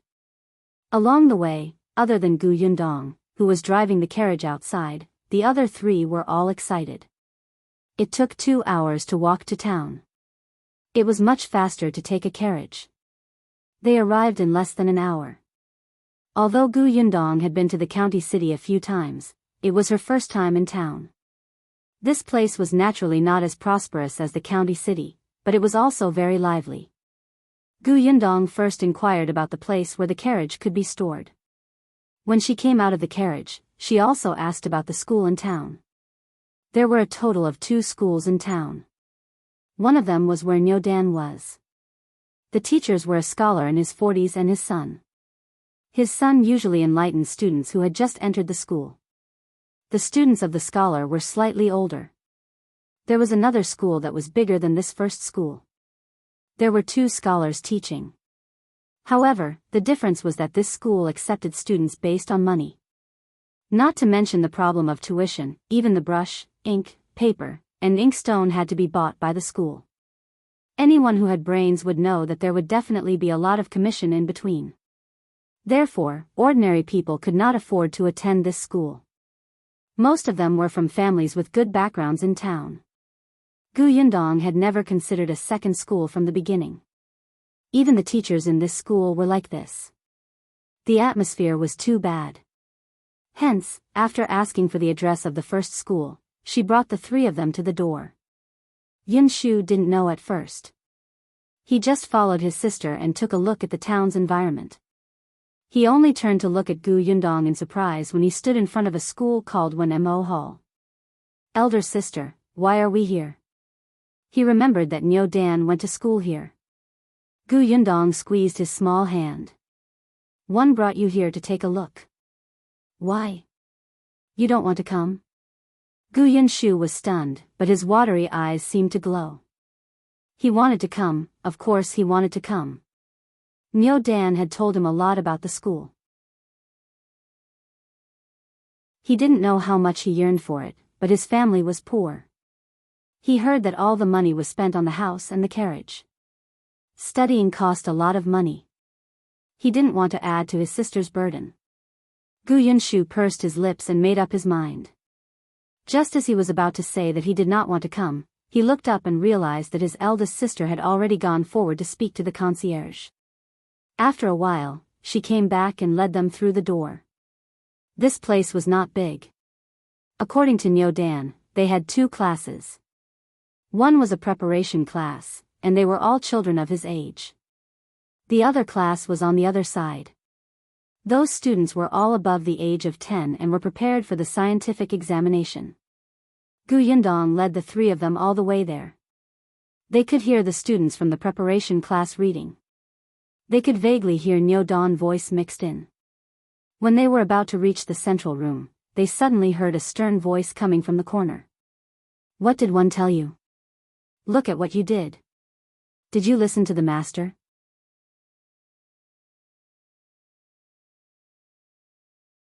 Chapter 118, Teacher Gu Yundong stopped in his tracks. Gu Yunke grabbed her hand nervously. The voice from the corner was still there. At this moment, another thin and childish voice sounded. Teacher, I just want to help my family do some work. My family is in trouble now. Father injured his hand, so the work in the field is slow. One think, what are you thinking? The teacher interrupted him sternly. I told you long ago that we are scholars. The hands of scholars hold pens and write. Look at how rough your hands are now. If you use your hands to flip through books, you can cut the pages. Gu Yundong frowned. What was this guy saying? However, the master seemed to get angrier as he spoke. If your family is in trouble, won't other families be in trouble? If you lack money, you can borrow it from the master. Why are you going to the fields? If you want to help your family, you can go and copy books. Will the master stop you? The student lowered his voice even more. There are too many students copying books in town. My handwriting isn't good. The price given by the bookstore owner is too low. What's the reason for your poor handwriting? It's because you took your hands, which should have been holding a pen, to pick up a hoe. You're a scholar. A scholar should do his job. Have you completed the homework I set up every day? You still have the mood to go to the fields. It seems that you've read too little. Master, all right. I don't want to hear it from you. This matter will only happen once. There won't be a next time. Study hard and don't worry about anything else. You're very talented in studying. I believe that you'll definitely be able to pass the Tongxing exam next year. All right, go back. The student did not say anything else and walked out with his head lowered. He did not seem to be in a good mood. The teacher also came out. When he saw Gu Yundong and his family, he was slightly stunned. Then, his expression turned ugly. After the student left, he looked at the gatekeeper. What's going on? Who are they? Why are they brought here? Master, this family's surname is Gu. They want to send their children to school. The teacher glanced at them and quickly looked away. He frowned and said, Where are the men in the family? Didn't one tell you long ago that if there are women coming over, they will be brought to the madam's place? You ignored my words. If word gets out that this woman and I are alone in the same room, won't my reputation be ruined? Gu Yundong was speechless. She did not know if she should say anything. The gatekeeper hurriedly explained, This Miss Gu is the only one in the Gu family who can make decisions. Her father is not around. Madam left early in the morning, so I brought her in. The children of the Gu family know how to read, so old master can teach them. Since when is it your turn to tell old master what to do? So what if they know how to read? Even if they know how to read, you can't bring them to old master. Madam isn't here today, so let them come another day.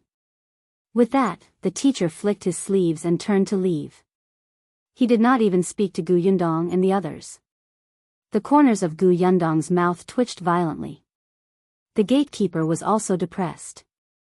He had only brought them in after receiving a few copper coins.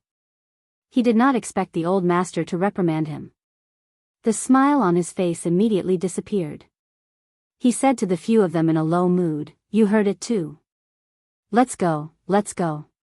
Come back another day. One told you long ago that the women are all entertained by the madam. Gu Yundong exhaled slowly. She held Gu Young's hand and left. Madame Yang and Gu Yunshu hurriedly followed. Unexpectedly, as soon as they walked out of the door, two women came up to them. One of them looked a little familiar.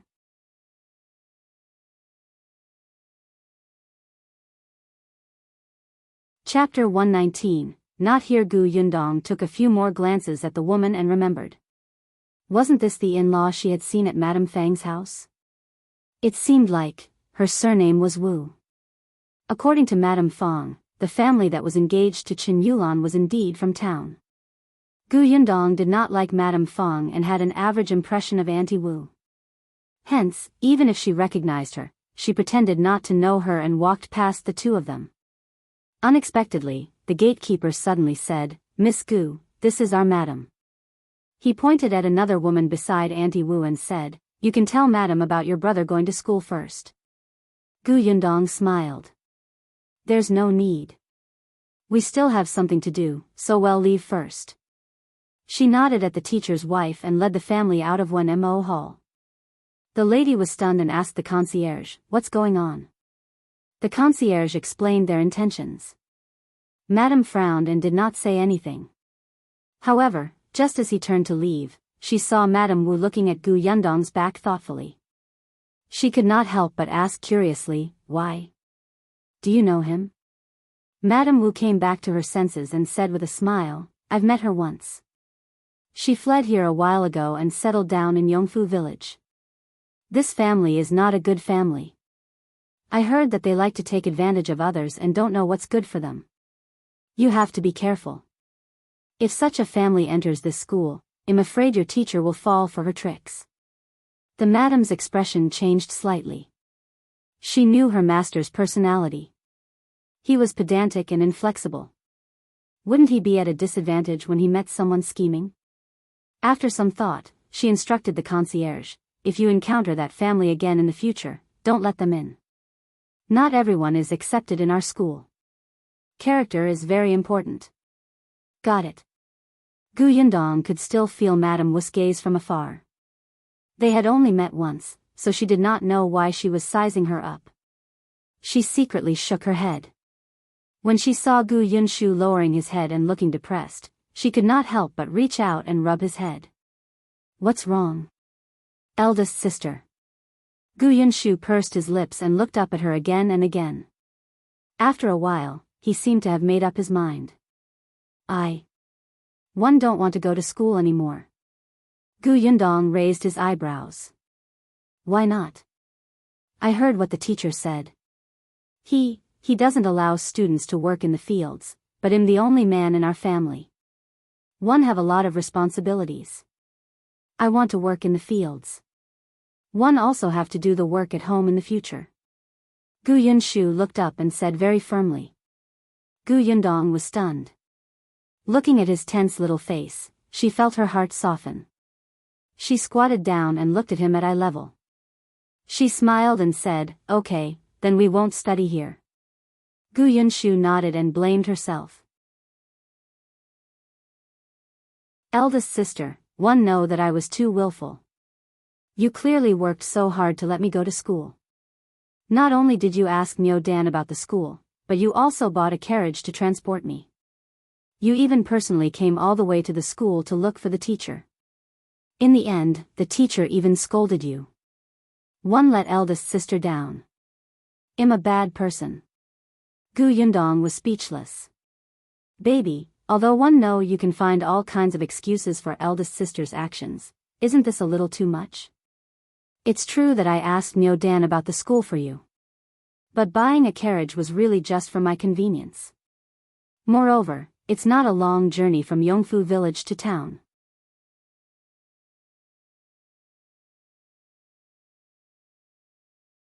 Chapter 120. Too disappointed. Gu Yundong did not know whether to laugh or cry. Yunshu, eldest sister approves of you not attending this school not because you are too willful, but because eldest sister feels that this teacher is too pedantic and completely contradicts eldest sister's views. Gu Yunshu tilted his head. Huh. In the past, father said that one has to pass many examinations to become a preparation scholar, an elementary scholar, a high scholar, and an honorable scholar. Every time they take an examination, they have to stay in a narrow shed for a day or even a few days. In such an environment, not to mention a weak scholar, even a strong man might not be able to last.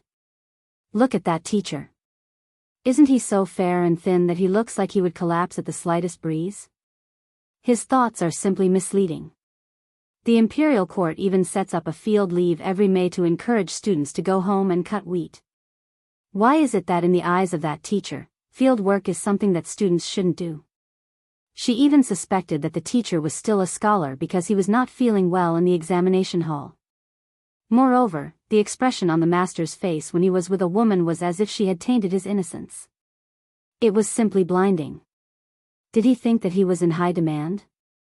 She did not think that the teacher was a bad person. From what he said, if the student's family was in trouble, he would help. It was just that she did not agree with the teacher's views. It was better to find a suitable teacher. Gu Yunshu felt that what eldest sister said made sense. So that teacher is wrong.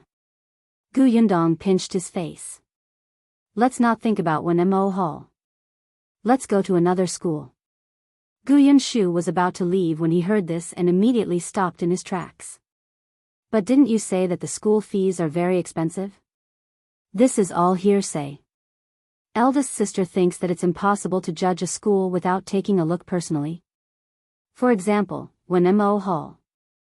Previously, she had heard the village chief brag about it. It was good in every aspect. Now that she saw the teacher, she felt that rumors were indeed terrifying. Gu Yunshu nodded and followed her obediently. But the result was not satisfactory. Gu Yundong had just spoken a few words with the concierge when the other party asked for a tael of silver first. Later on, they happened to see a teacher who came out. His disdainful expression made people want to hit him. When the teacher saw that they were dressed averagely, he even asked the gatekeeper to chase them away. She would not come to such a lousy school even if it was free. Gu Yundong tried her best to restrain herself from beating him up and left with the three of them. Gu Yunshu sighed faintly and slowly shook his head. I'm simply too disappointed in them. Gu Yundong, who had been holding his breath, was amused by his words. You're so worried at such a young age. It's not like there are only those teachers in this world. If there's no one in town, let's go to the county city. Why are you disappointed? To the county? Yes. Gu Yundong's first choice was the town because it was close and convenient for transportation. Gu Yunshu was young, so it was not a problem for him to be enlightened in the town. He could also go to the county when he was a little older. From the looks of it, she should know more about the schools in the county. Gu Yunshu was extremely distressed. The tuition fees in the county must be very expensive. Both of them were deep in thought. After taking a few steps, they realized that there seemed to be two people missing behind them. Where were her mother and sister?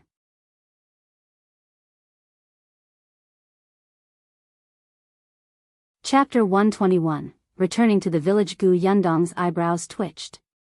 She quickly turned around to look for it and heaved a sigh of relief. Fortunately, they were only 3 meters away and were not lost. She held Gu Yunshu's hand and turned back. She saw the two of them staring at a stall selling pears. Madame Yang swallowed and whispered, I'm not hungry. Gu Yunke sniffed hard. I just want to smell it. One don't want to eat it. As the two of them spoke, they carefully moved their feet, wanting to leave the fruit stall. However, they did not succeed. After moving for a long time, they only managed to move half a meter. On the other hand, the old man selling pears was doing his best to persuade the customers to stay. These pears are very crispy and have a lot of juice. They're sweet and delicious. Why don't you buy 2 for the children? They're not expensive. They're all planted by my family. 1 copper coin for each. Gu Yundong had already walked up to her. Seeing this, she could not help but rub her forehead. She had fruits in her spatial storage, but other than the few apples she took out last time, she did not take any out. One reason was that it was inconvenient to live in someone else's house. The other reason was that there were few fruits here. Coupled with the season, there were even fewer ripe fruits now. Just like apples, they couldn't even be bought in the county. The pears looked good. She looked at the stall in front of her and gave the stall owner 30 copper coins. She picked 30 pears. The old man's eyes lit up. He even gave her 2 more for free. Gu Yundong wiped them with a handkerchief and gave them 1 each. Madame Yang happily took a bite. But Gu Yunke frowned and looked up at Gu Yundong. She said seriously, I'm just smelling it. I don't want to buy it. She was sensible. Gu Yundong also nodded seriously. Yes, eldest sister wants to buy it. But let's agree that you're not allowed to stop while walking next time. Even if you want to smell it, you have to tell eldest sister first, understand? Otherwise, if eldest sister didn't notice, you and mother will be lost. Next time, she would hold the young lad's hand and let Gu Yunshu hold Madame Yang's hand. Gu Yunke nodded. Okay, I'll be obedient. Let's eat. Only then did the little girl bite hard, so sweet that her eyes narrowed. Gu Yundong saw that it was getting late and she had finished asking about the school. She ate a bowl of noodles at the noodle stall and brought her family back to Yongfu village. Gu Yunshu got into the carriage and remembered something. Eldest sister, Nyo Dan is still in Wenmo Hall. If the teacher teaches him wrongly, will it be bad for Nyo Dan? One have to tell Nyo Dan. Gu Yundong was stunned. This matter, she thought for a moment. Don't say any more. I'll talk to the village chief later. However, she felt that nothing would change. She did not agree with the teacher's concept, but most people in this era might still think that he was right. They felt that since they were studying, they should focus on one goal and not be distracted by anything else. Especially in the countryside, where their knowledge was limited, they felt that students should focus all their energy on studying. Going to the fields? We have parents and grandparents at home. We don't need you. Gu Yundong shook her head and drove the carriage back to Yongfu village. Madame Dong was at home, holding the cloth that Gu Yundong had brought over and making clothes for them. Seeing them enter, she quickly stood up and helped lead the carriage into the courtyard.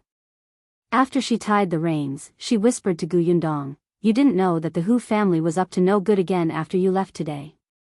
Because Hu Liang always caused trouble for Gu Yundong, Madame Dong could not help but pay more attention to the Hu family. Fortunately, he wasn't looking for trouble with her this time.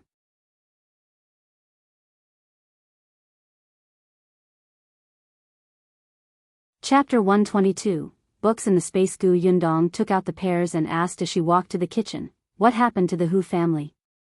This morning, Hu Liang woke up and shouted. Later, for some reason, he suddenly said that Zhuangzi had also been to the county city. Moreover, Hu Liang had a fight with Zhuangzi before he was knocked out. Dong Xiulan sighed. Jin Yuexiang went to Zhuangzi's house and insisted that Zhuangzi had harmed Hu Liang and wanted him to compensate. The corners of Gu Yundong's mouth twitched. The Hu family must be crazy to want to extort money from everyone. They said that Zhuangzi knocked Hu Liang unconscious. Where was the evidence? They opened their mouths and bit him.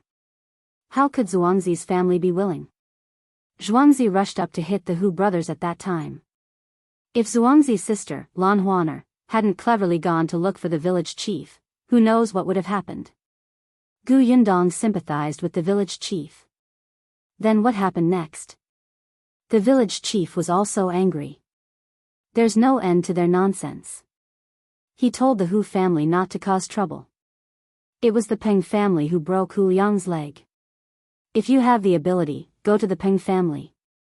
If you continue to accuse others, they'll chase the Hu family out of the village. The Hu family was shocked and returned home dejectedly. However, this time, the Hu family and Zhuangzi's family had completely fallen out. Dong Xiulan didn't know what the others were thinking, but she felt that this was good. Hu Liang's leg was broken, so let's see if he still dared to do bad things everywhere. Without him taking the lead, Zhuangzi and the other two also knew their place. Gu Yundong treated the Hu family's matter as a joke. She went into the kitchen, washed a few pears, cut them, and asked Dong Xiulan to bring them out for everyone to eat. Then, she carried the remaining pears into her room. She asked them not to disturb her and sat on the edge of the bed. She calmed down and began to search her spatial storage. Gu Yundong vaguely remembered that there were a few books in her spatial storage about planting fruit trees. During the apocalypse, everyone was focused on collecting supplies for food and clothing. Books were thrown aside and ignored. It was the same for Gu Yundong back then. As long as she had food and clothes, she could not care about anything else. Later on, when she was hiding in a small bookstore to avoid zombies, a teammate beside her sighed and said, "If one day, the apocalypse really ends, but these books are destroyed, won't a lot of knowledge be cut off?" As soon as he finished speaking, the zombies came in. In a moment of desperation, Gu Yundong only had time to scoop up the pile of books beside her into her space. Because of her teammates' words, Gu Yundong no longer only collected food and clothes. Occasionally, she would collect things that were not often used. After that, in order to survive, Gu Yundong did not carefully read these books. When she saw the old man selling pears today, Gu Yundong suddenly had the idea of planting fruit trees. There were not many types of fruits here. The prices were not low but ridiculously high. For example, the apples she had seen in the prefectural city. Moreover, fruits were not easy to preserve. The pears she bought today had actually been plucked from the tree for some time. Some of its skin was a little wrinkled. However, she had a spatial storage. Time stopped inside. Even if she kept the fruits for a year or two, they would still be fresh. When it was not easy to sell the fruits in the county city, she could sell them to the prefectural city and further away. Even if she couldn't sell them, she could still make easy-to-storage food like jam and dried fruits. Coincidentally, she knew how to do all of this. To her, the most difficult part was actually the first step, planting fruit trees.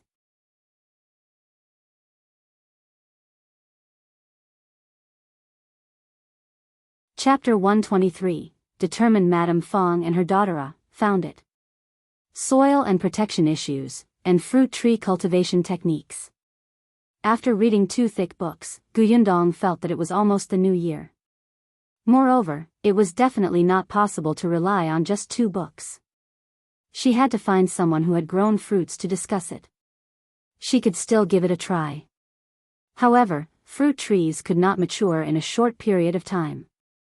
It was quite short for them to bear fruits in a year.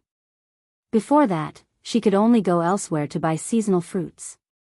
Gu Yundong put the book back into her spatial storage. This time, she specially found a corner so that it would be easier to look for fruits again. Then, she picked up the bag of pears again and left. She had to test something and see if there was a market. However, when she went out, she realized that it was already very late. Dong Xiulan was already cooking dinner in the kitchen.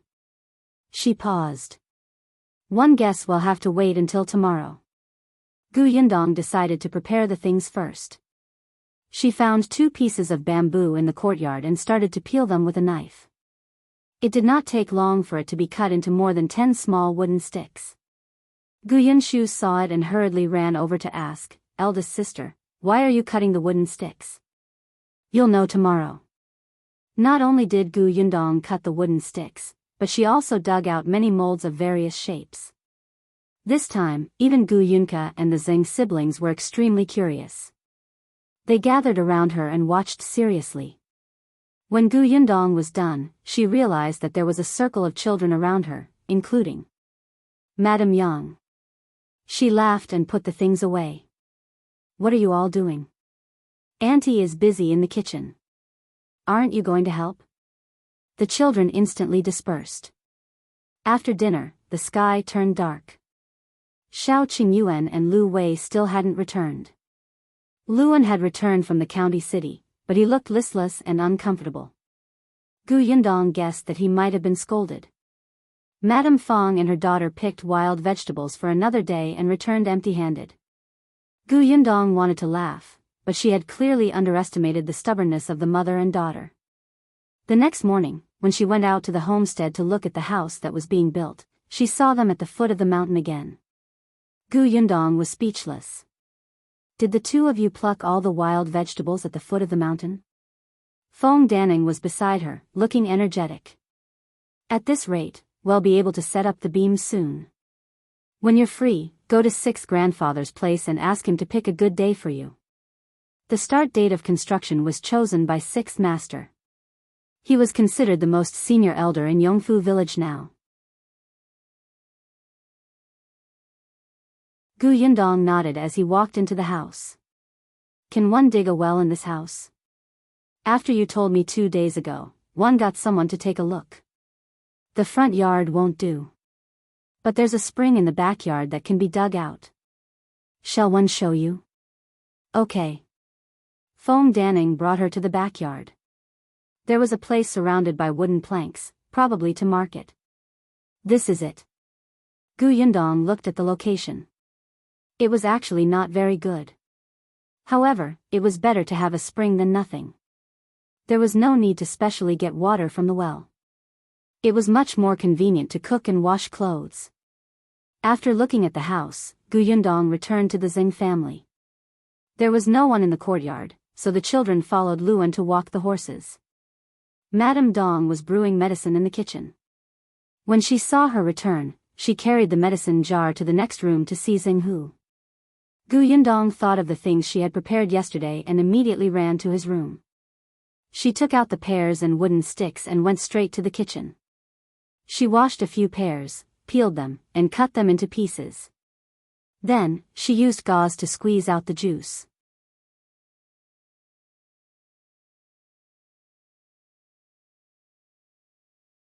Chapter 124, Shao Qingyuan is back. It was a pity that she did not have a juicer. Otherwise, she would not be so tired. After squeezing the pears dry and filtering them twice until there was no residue left, she placed them aside as a backup.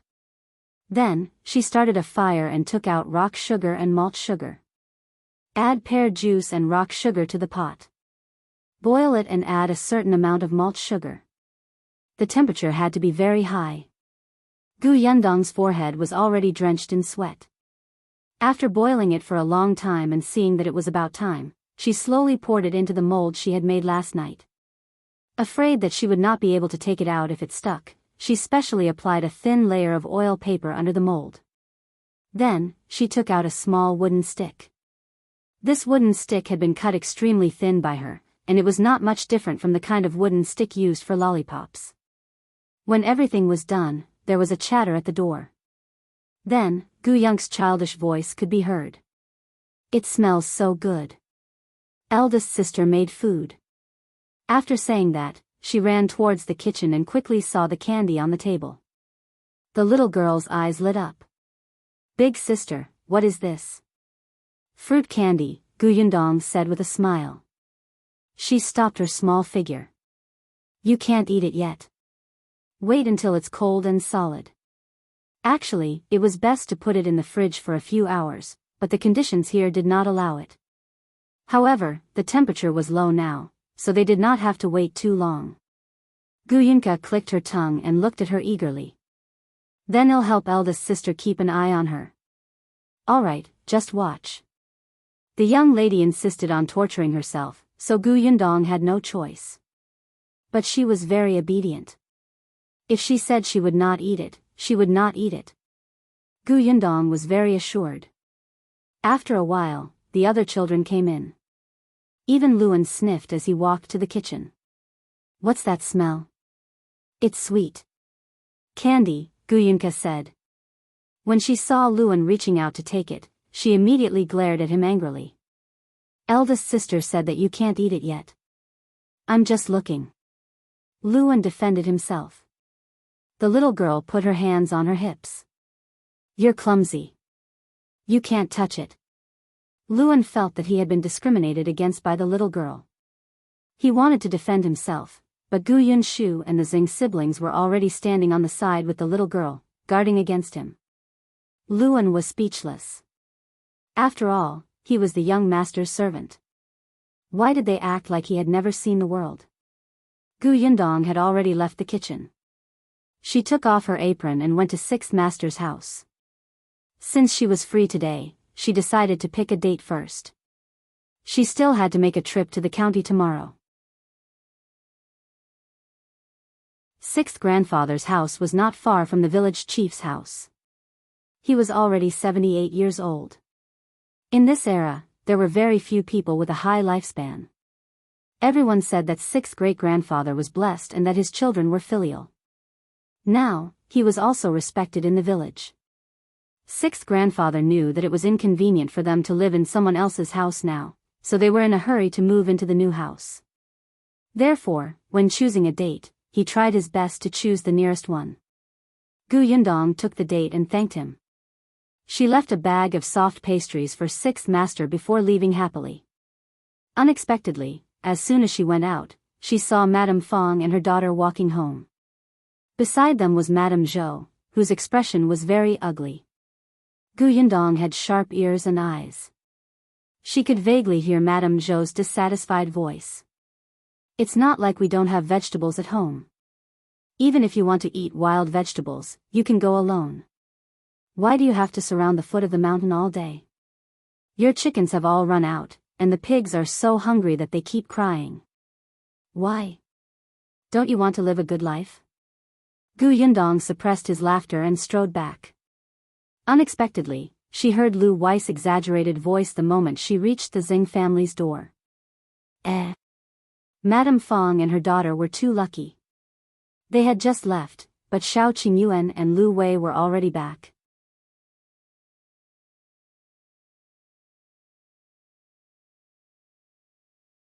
Chapter 125, Inquiring about something. Gu Yundong could not help but quicken his pace. The Xing family's door opened, revealing Madame Dong's anxious expression. "Yundong, you're back? What happened?" Madame Dong sighed.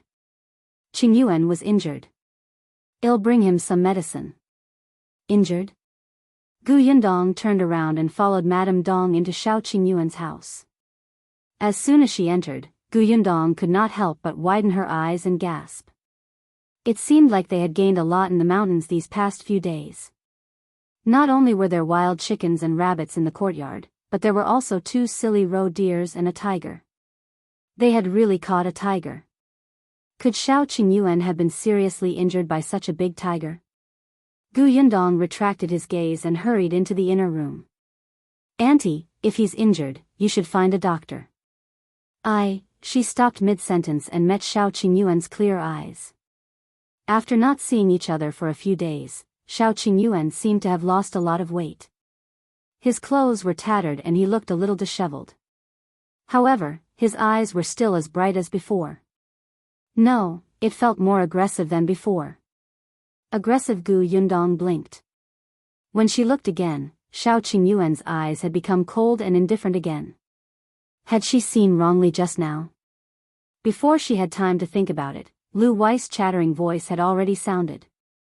I also asked him to see a doctor. I know Dr. Zhou from the county city's Onren clinic. He's skilled in medicine and will definitely be able to heal you. Don't force yourself. I know it's my fault this time. If it weren't for saving me, you wouldn't have been injured. I promise that next time, 111 obediently stay on the tree and won't come down again. There won't be a next time. Shao Qingyuan glanced at him. Lu Wei choked for a moment and waved his hand after a while. We'll talk about this later. Let's go see a doctor first. It's just a small injury. There's no need. Only then did Gu Yundong see clearly where Shao Qingyuan was injured. There was blood on his shoulder, but fortunately, it did not look very deep. Looking at him standing there in high spirits, his life was definitely not in danger. Gu Yundong heaved a sigh of relief. Shao Qingyuan glanced at her discreetly and smiled. He said to Lu Wei, go boil water. 111 Go back to my room to apply the medicine. This wasn't the first time Shao Qingyuan had been injured. His family had prepared trauma medicine. The medicine that Madame Dong had brought was for Zheng Hu. It was useless to him. Seeing that he couldn't persuade him, Lu Wei felt a little vexed and guilty. He sighed and shouted at Luan, have you boiled the hot water? Your young master stinks. Gu Yundong had wanted to walk to his side and ask about the situation when they entered the mountain, but she immediately took a step back when she heard this. Lu Wei, you're too obvious, aren't you? You actually dare to despise my peerless handsomeness? He snorted and deliberately walked towards Gu Yundong. Gu Yundong picked up a stick and pointed it at him. Stop, stop. Talk from this distance. Lu Wei was so angry that his nose was crooked. Fortunately, Luan ran over at this moment to let him take a shower. Seeing this, Gu Yundong returned to the Zheng family with Dong Xiulan. When they were done packing, Gu Yundong came over. Shao Qingyuan was still wearing the same tattered coat. Gu Yundong frowned. He and Lu Wei were both eating porridge while Luan was preparing the horse. It seemed like they would be leaving soon. Gu Yundong immediately sat at the side and asked Lu Wei, "One want to ask you something."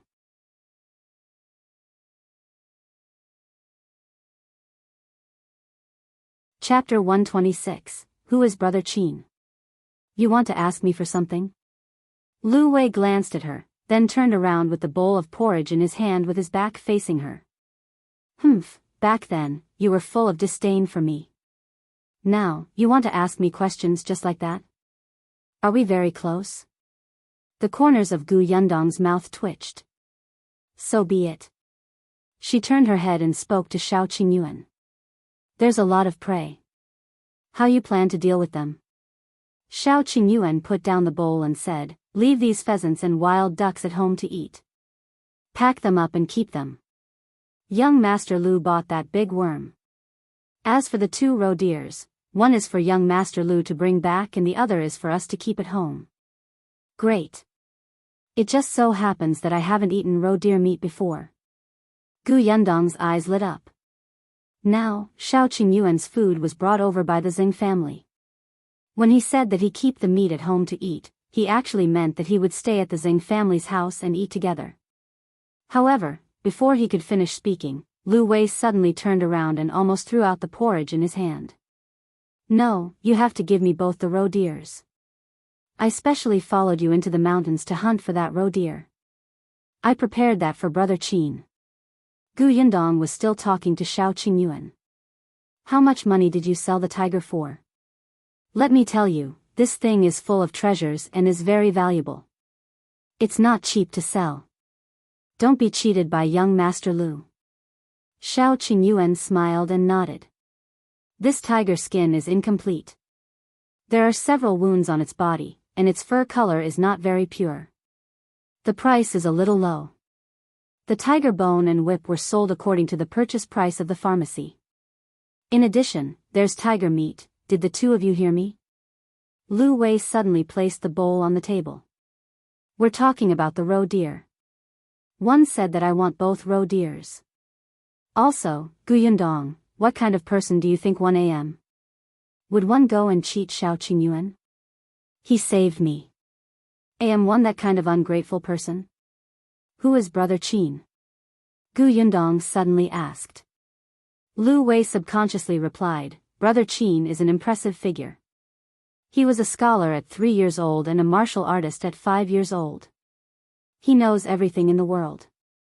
He's also the youngest top scholar in this dynasty. When he was 18 years old, he was appointed as the top scholar by the late emperor. Lu Wei suddenly shut up and snorted.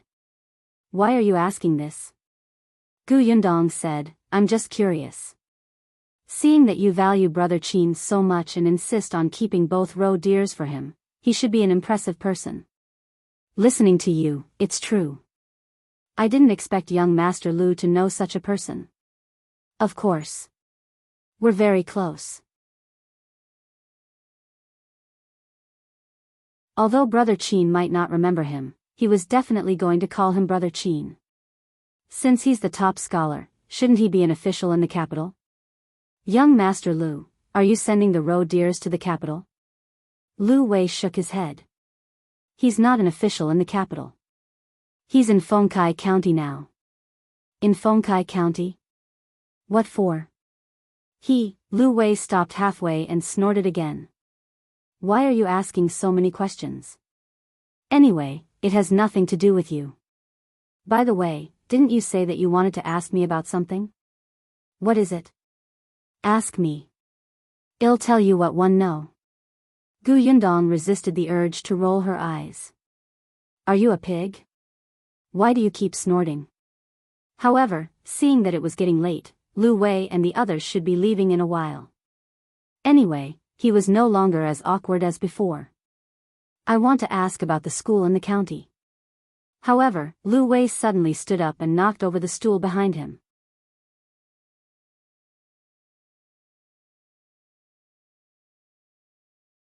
Chapter 127, School is settled. Gu Yundong was shocked by him. She looked up and saw his furious expression. One was wondering why you kept asking me about Brother Qin. It turns out that you're waiting here. You also want your brother to enter Brother Qin's school, right? Gu Yundong was dumbfounded at first, but then her eyes lit up. So this Brother Qin opened a school in Fengkai County. Wait a minute, Lu Wei just said that he was the top scholar, right? From the way he addressed him, that guy didn't sound very old. Gu Yundong looked at Lu Wei with a smile. Don't be agitated, don't be agitated. Sit down and calm down. Tell me about Brother Qin's school. Lu Wei was stunned. He looked at her for a long time and suddenly realized that he had confessed. He was instantly annoyed. He looked at Gu Yundong accusingly. I don't know what you're talking about. Hey, are you looking for a fight again? Shao Qingyuan had already finished his porridge and could hear their conversation clearly. He wiped his mouth and said to Gu Yundong, leave the 2 roe deers at home to eat. It's easy to keep them in this weather. See if you can figure out how to make more dishes with the deer meat. Lu Wei almost fainted from anger. He turned to look at Shao Qingyuan angrily. The latter turned sideways and aimed his injured shoulder at him. Lu Wei immediately became listless. He took a deep breath and told himself that this guy was his savior. He could not be ungrateful. After slowly calming down for a while, he said, forget it, forget it. It's not a secret anyway. Everyone in the county knows. Only people in remote places like you don't know anything. Gu Yundong raised his eyebrows. Go ahead. Brother Qin's original name was Qin Wenjing. After he became the top scholar at the age of 18, he became an official in the Hanlin Academy in the capital. He was young and energetic, and he was also smart. He was full of ambition and wanted to make a contribution to the country and the people. But the late emperor, Liu Wei, paused. There was no need to elaborate. Everyone knew. The late emperor was muddle-headed and tyrannical. It was not easy for you to achieve results. Many loyal officials were depressed and even beheaded.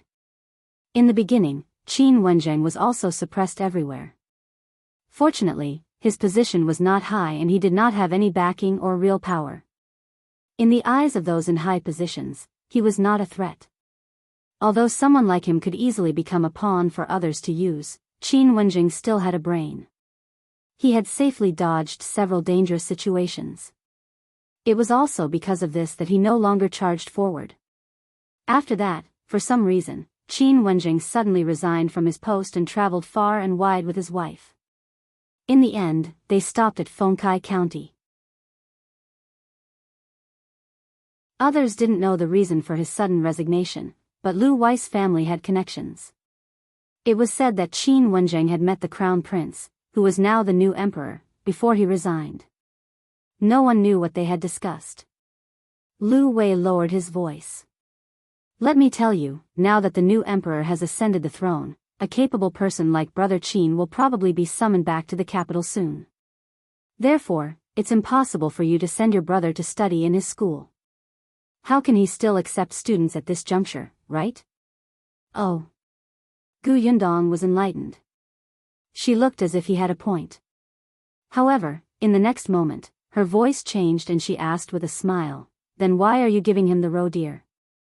Isn't it to enter his school?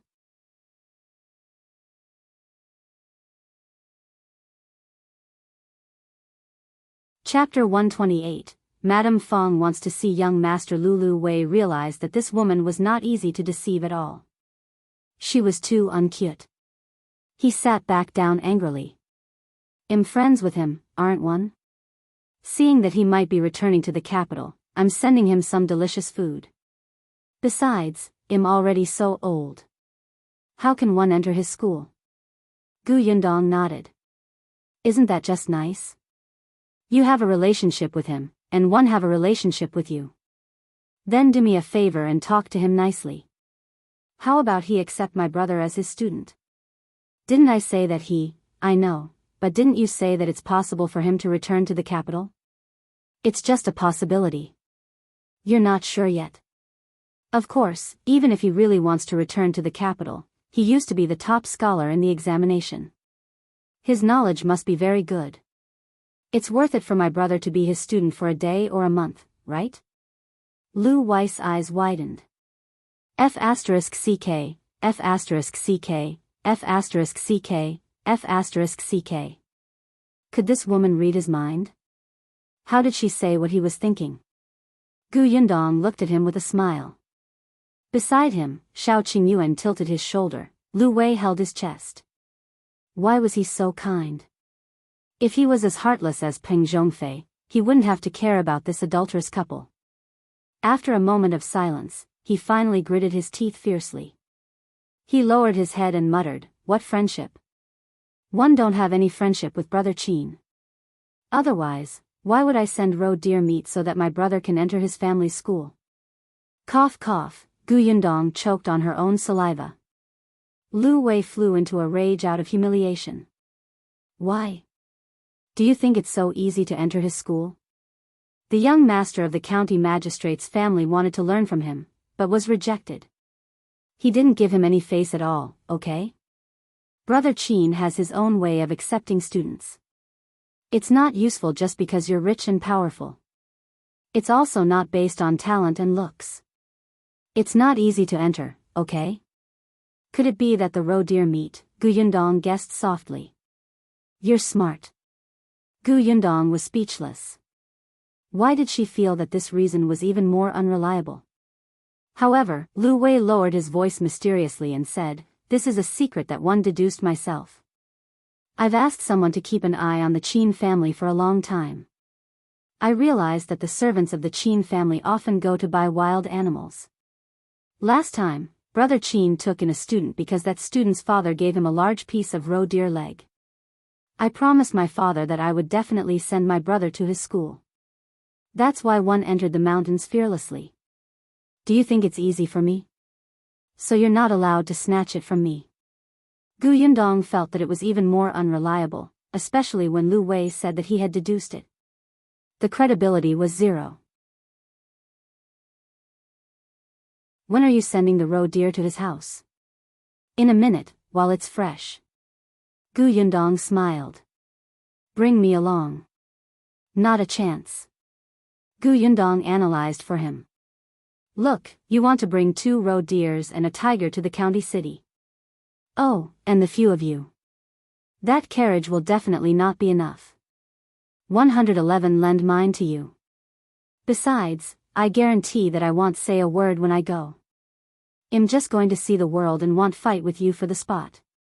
Besides, one might be able to help you." Lu Wei frowned. Why did she sound so reasonable every time she spoke? That's fine. His stance could be said to be very unstable. Shao Qingyuan saw that they were done talking. "Let's go then." As soon as she finished speaking, Dong Xiulan suddenly came over from next door. She looked at Lu Wei and said, "Sister-in-law Fang is here. She wants to see young Master Lu."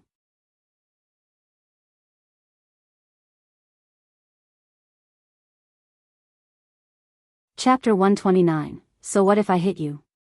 Lu Wei was confused. "Sister-in-law Fang? Who?" "It's the mother and daughter who brought you to Yongfu village," Gu Yundong said. This person's memory was really bad. Lu Wei suddenly reacted. "It's them. Then let them come over." Dong Xiulan was in a difficult position. She hesitated for a moment before saying, "They said they don't dare." That was why she went to the Zheng family and waited for young Master Lu there. Lu Wei frowned. Don't dare what? Don't dare to see me?" "They don't dare to see me," Shao Qingyuan said. Lu Wei blinked. Why, halfway through, he remembered. Oh, I know. Back then, they seemed to have said that you were a wolf cub and were very scary. Gu Yundong glared at him fiercely. "Don't speak if you don't know how to speak. You're the wolf cub." Shao Qingyuan saw her small actions and couldn't help but smile. He was in a good mood. Lu Wei, on the other hand, was baffled by the glare. He said with a dumbfounded expression, "I didn't say anything. But then again, why do they call you a wolf cub? One don't think you're scary at all. TSK, forget it. Since they don't dare to come, don't come. I'm busy. I won't see them." In any case, they were not familiar with each other, so it was probably nothing important. Gu Yundong wanted to laugh. How many times had Madame Fang and her daughter been back and forth at the foot of the mountain? Previously, they had been brought home by Madame Zhou. When they heard that Shao Qingyuan and the others were back, they immediately ran over. Their spirit was really admirable. Dong Xiulan went back. She was just passing on the message. She wasn't familiar with young Master Lu, so she naturally wouldn't say anything. Lu Wei immediately threw Madame Fang and her daughter to the back of his mind and began to urge Gu Yundong. "It's getting late. Let's set off now. Hurry back and prepare the carriage. Well, leave immediately. Alright, let's make things clear first. Javili carriage is meant for people." Without waiting for Lu Wei to retort, she continued, "My carriage is newly bought. If you put the tiger and roe deer inside, what if my horse is frightened because it hasn't been trained?" Lu Wei could only nod when he heard that. Only then did Gu Yundong leave the Shao family and return to the Zheng family. Unexpectedly, Madame Fang and her daughter did not leave. Qingyuan immediately stood up when she saw Gu Yundong. She walked up to her and asked, "Why doesn't young Master Liu want to see us?" "How would one know?" Gu Yundong looked puzzled. "Did you say something to young Master Liu? Did you say something bad about us? You were in the Shao family just now, right?" "One couldn't tell, Gu Yundong. In order to get close to young Master Liu, you're not even afraid of the wolf cub." Gu Yundong looked at her coldly. "Say that again. You act like you don't care about anything on the surface, but in fact, aren't you trying to climb up the social ladder? When you saw that young Master Liu was rich, you waited eagerly. You didn't even care about avoiding suspicion. As soon as he came back, you stuck to him." Slap. Gu Yundong raised her hand and slapped her. Madame Fang had been watching coldly from the sidelines. When she saw this, she rushed over and pulled Qingyuan back. Then, she looked at Gu Yundong in shock. "How dare you hit someone? So what if one hit you? Your mouth is so dirty. You should wash it properly." Gu Yundong took a step closer. "Do you think that everyone has the same thoughts as you? Who is the person who has been wandering around the foot of the mountain for 2 days? Do you think that everyone is blind and can't see clearly? Who in the entire village doesn't watch you and your daughter make a fool of yourselves? If it weren't for the village chief, you would have been spat to death."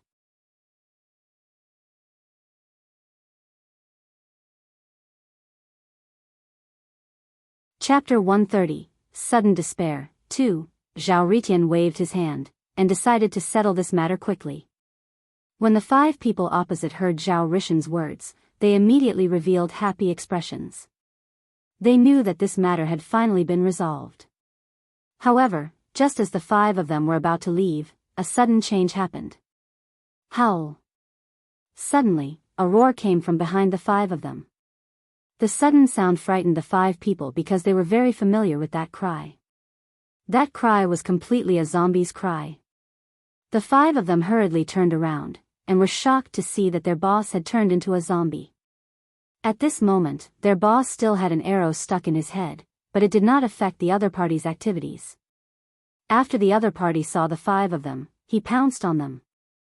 Faced with this situation, the other 5 people had never expected to see something like this. Especially shocking was their boss, who suddenly turned into a zombie and pounced over. This development immediately frightened the 5 people. All of them wanted to escape quickly. Unfortunately, the boss didn't become completely stiff after turning into a zombie. He quickly pounced on one of them. Then, they heard a series of tearing sounds. The young man who was pounced on was instantly bitten by the zombie boss. "Quickly pull away from the other party." No, you can't pull away. He will be infected if it's already bitten him." At this moment, the others immediately reacted. A few of them wanted to pull away from the other party, but when they thought that the other party had already been bitten, they completely gave up on this idea. "What are you looking at? Run quickly. Let's run in all directions. Run in all directions. Hurry." Upon hearing this sudden sentence, the remaining 4 people instantly ran in 4 directions. Now that a zombie had appeared in this place, it was completely unsafe. Therefore, they could not stay here. The most important thing was to leave this place first. Just as Zhao Ritian was about to leave with his sister, he suddenly realized that the 2 people who had been shot by his sister had also gotten up. After they got up, they charged towards Zhao Ritian and his companion. They opened their bloody mouths, looking extremely ferocious. It was as if they were going to take revenge on Zhao Ritian and the other person for the previous hatred and conflicts. Seeing the 2 zombies rushing over, Zhao Ritian did not escape immediately. Instead, he gritted his teeth and raised his shield, knocking one of the zombies to the ground. "Quick, go and help my sister." "I'll deal with this zombie," Zhao Ritian hurriedly said to Chu Xiu. At the same time, he held his shield and kept hitting the zombie that he had knocked to the ground. Bang! Bang! Bang! Bang! A crazy smashing sound rang out. Zhao Ritian ruthlessly smashed the zombie on the ground, not letting it move at all. At the same time, Zhao Rishan's sister also raised her bow and shot the calf of the zombie opposite her. Soon, the zombie fell to the ground. Clearly, she knew very well how to deal with such zombies. They had to have dealt with many other zombies before, which was why they were so experienced. He'll control his movements. You think of a way to smash his head. Zhao Rishan's sister quickly revealed her plan. They had dealt with this kind of zombie before. They knew that as long as they smashed their heads, they could get rid of the zombie in front of them. As long as they attacked fast enough, they could completely finish off the 3 zombies quickly. When Chu Xiu heard this, he did not do anything. Instead, he just watched calmly. When Sister Zhao Yutian saw Chu Xiu's actions, she immediately felt that something was amiss. However, she had no room to keep talking and persuade him. Instead, she hurriedly took out a hammer from her backpack. She walked past Chu Xiu and smashed the hammer in her hand on the zombie's head. Immediately, blood splattered. Soon, after a series of crazy beatings, the zombie was finally killed completely. Chu Xiu could tell that the other party had specially thought of a way to flip the zombie's body so that the back of its head was facing the sky. The other party was desperately beating the back of the zombie's head into pieces. At this moment, Zhao Ritian had also finished off the other zombie using the shield in his hand to smash the back of the zombie's head into pieces. Clearly, the 2 of them had already discovered the zombie's weakness, so they attacked very decisively and ruthlessly without any hesitation. After his sister intercepted the 2 zombies, Zhao Ritian and his sister hurriedly looked at the last zombie. However, at this moment, something even worse happened. Help! No, no! Why are there so many zombies here? Where did they come from? The 4 people who had escaped previously actually ran back one by one. However, the 4 of them were in a very bad state because 2 of them were actually holding each other's arms and necks. It was obvious that they were injured. In addition, they could completely understand what the other party had said earlier. The other party had been bitten by a zombie. Stop following us. You've all been bitten by zombies. You'll definitely become a zombie. Do a good deed and lure the zombies away. The other 2 young men shouted angrily at the 2 people who had been bitten. In their opinion, since he had already been bitten, he should not continue to follow them. They might as well act honorably and sacrifice themselves to lure the 2 zombies away. That way, the other 2 could be safe. Don't even think that he'll die alone. Don't even think about surviving on your own. We must die together. The eyes of the 2 young men who were bitten were also red. They didn't care at all, and couldn't help but roar angrily.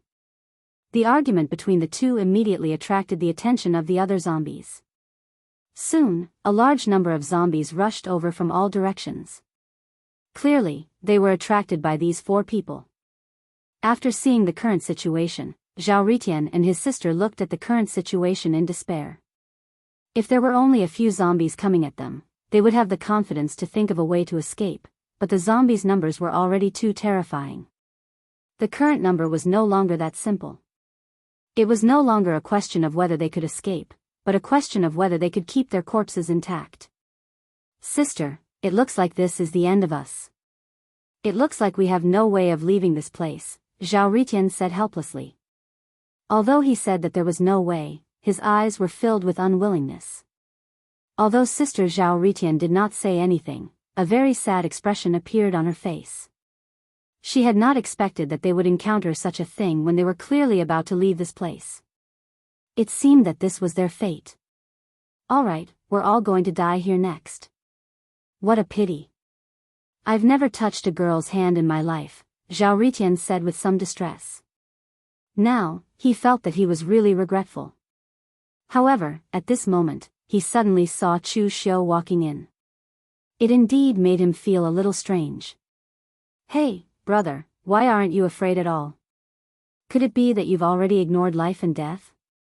At that moment, he was a little puzzled. This was because Chu Xiu did not look like someone who was facing death at all. Instead, he looked like he was on an outing. It's very simple, because these zombies are not a problem for me, Chu Xiu replied very calmly. Brother, your mental fortitude is really good. You can actually make such a cold joke at this time, Zhao Ritian said speechlessly. He did not expect Chu Xiu to be so good at making cold jokes. Now, he felt that there was indeed something wrong with Chu Xiu's brain. Since he could still say such words at a time like this, he only felt that it was a little ridiculous. Looking at the huge number of zombies rushing towards them, Zhao Ritian suddenly wanted to smoke a cigarette. This was because the scene in front of him was very similar to the scenes in movies. The male lead was facing a large group of zombies as he smoked calmly and bravely faced this group of zombies.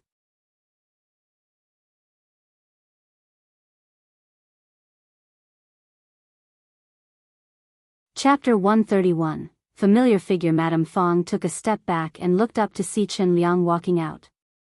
She immediately started crying. Sister-in-law, you're poking at my heart. I've been Brother Tian's widow for so many years and rarely left the house. One didn't expect to hear you say this. I might as well die. Madame Zhou sneered. Go back to your house and cry. Chen Liang frowned and walked out from behind Madame Zhou. All right, you're her sister-in-law. What are you saying? Yes, one don't know how to speak. She didn't do anything wrong. 111 leave. Madame Zhou glared at Chen Liang fiercely before turning around and returning to her room. Chen Liang frowned even more and looked at Madame Fang impatiently. Why didn't he feel that Madame Fang was so unreasonable in the past? Don't cry anymore. Your sister-in-law has been in a bad mood for the past 2 days. Don't take what she said to heart. Go back first. Uncle, you also think that what I did was wrong, right? One really don't have any other intentions. It's just that young Master Liu's family is in the county city. They have a big family and power. In the future, when Yulan marries into the Wu family will also want to do some small business in the county city. If we can build a relationship with young Master Liu, it will be helpful to the Wu family. Yulan will also have a status in the Wu family. Chen Liang sighed. All right, I understand. You guys can go home first. Seeing that he did not believe her, Madame Fang was a little anxious. However, Chen Liang looked like he was unwilling to say more. She could only bite her lip and bring Chen Yulan home. At this moment, Gu Yundong had long forgotten about the mother and daughter and had already prepared the carriage. On the other side, the big tiger and roe deer had already been loaded into Lu Wei's carriage. However, Liu An was a coward. Even if it was the tiger's corpse, he was still very afraid. Therefore, he could only let Shao Qingyuan drive the carriage. Liu An ran to Gu Yundong's side and jumped into the carriage. As a result, only Gu Yundong and Lu Wei were left in the carriage. Gu Yundong was speechless. Lu Wei, when the carriage left the village, Gu Yundong suddenly shouted, Liu An, come in. 111 drive the carriage. Liu An was so frightened that he subconsciously entered the carriage. Gu Yundong took the reins and sat on the shaft, swaying. Lu Wei's face was ashen. He was despised again. Gu Yundong drove the carriage behind Shao Qingyuan. Her driving skills were not very good. Shao Qingyuan saw that there was still time and slowed down slightly. When they arrived at the county city, the surroundings immediately became lively. Wind Chaser was a good horse. He was used to following behind Shao Qingyuan's carriage and did not need Gu Yundong to exert much effort. Qin Wenshang's school was in the east of the city. Lu Wei had to return to the Lu residence to bring his brother over first. Unexpectedly, when they were about to reach the Lu residence, Gu Yundong suddenly saw a familiar figure flash past. She was suddenly stunned. She sat up straight and turned around. At the next moment, she grabbed the reins and jumped down from the shaft. Liu An, come out and drive. One have something on. I'll be back in a while. With that, he ran away. Lu Wei lifted the curtain of the carriage and only had time to see her back view. Shao Qingyuan, who was in front, also heard it. He subconsciously stopped the carriage and jumped down, wanting to chase after her. She was stopped by Lu Wei. She said she'll be back in a while. Anyway, I've already told her the address of Brother Qin's school. She'll find it. Lu Wei felt that since she was in such a hurry, she definitely wanted to go to the toilet.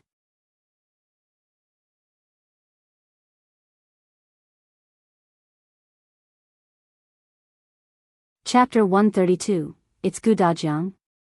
But Gu Yundong had already chased after the familiar figure in front of her and turned into another street.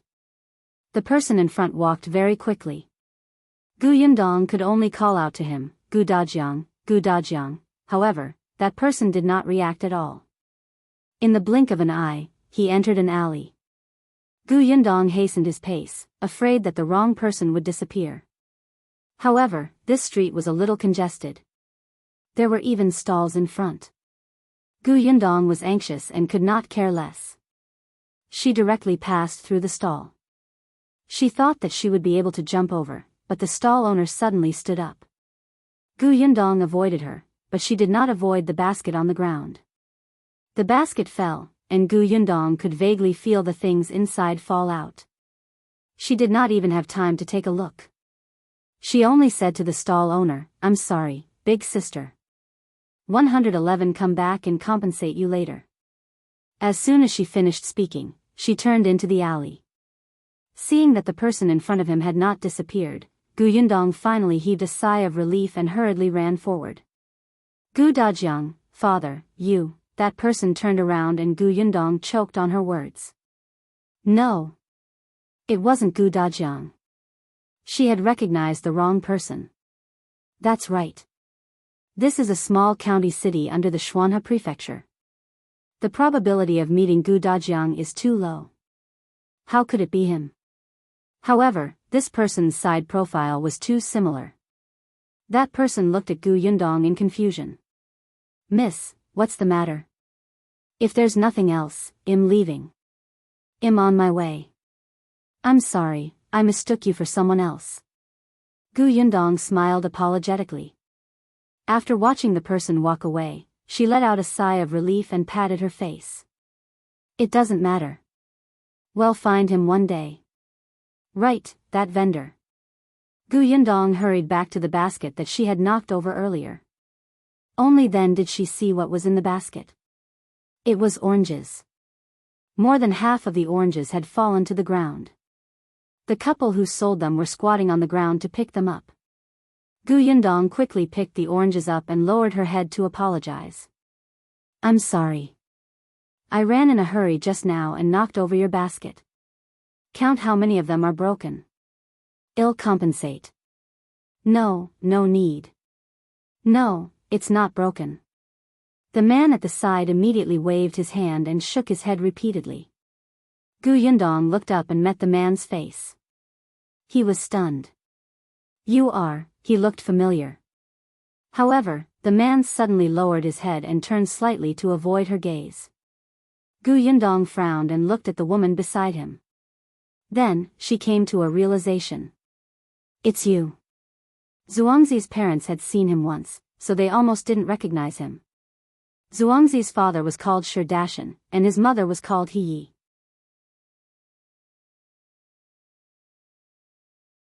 According to Dong Zuyan, this couple was very timid. It seemed that they had encountered something in the past. Now, they did not dare to fight or snatch anything. They would retreat when they could. She did not know how these two cowards raised their children. Her son had become a rogue, and her daughter was also smart. No wonder when she had asked the 4 families to compensate her, the Hu family had pestered them endlessly, but this family had immediately nodded and said that there was not enough money. They had obediently gone to gather money. They were so obedient that Gu Yundong felt like he was bullying an honest person. Miss Gu, the oranges aren't broken. Let's just wipe them." If you have something to do, go ahead," he said softly. In the eyes of the couple, Gu Yundong was a little scary. After all, even someone like Hu Liang could not do well in her hands. Not only was he beaten up, but he also lost money.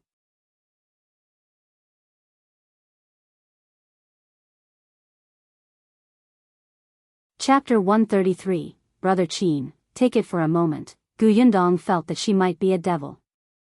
The corners of her mouth couldn't help but twitch. She placed the oranges in her hand into the basket. Then, she narrowed her eyes. She hadn't looked carefully just now, but now, she noticed that the oranges in the basket were all plump and round. The skin was yellow and orange, and the shape was even. They were arranged neatly in the basket and looked indescribably beautiful. Did you plant this? Gu Yundong asked. He was stunned for a moment before nodding. We planted them. There aren't many of them. The fruits this year are quite good, so we chose this place to sell them. Do you want to eat them?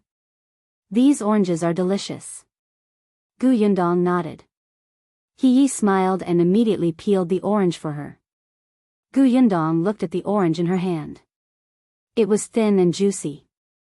After tasting a piece, her eyes lit up. It was really delicious.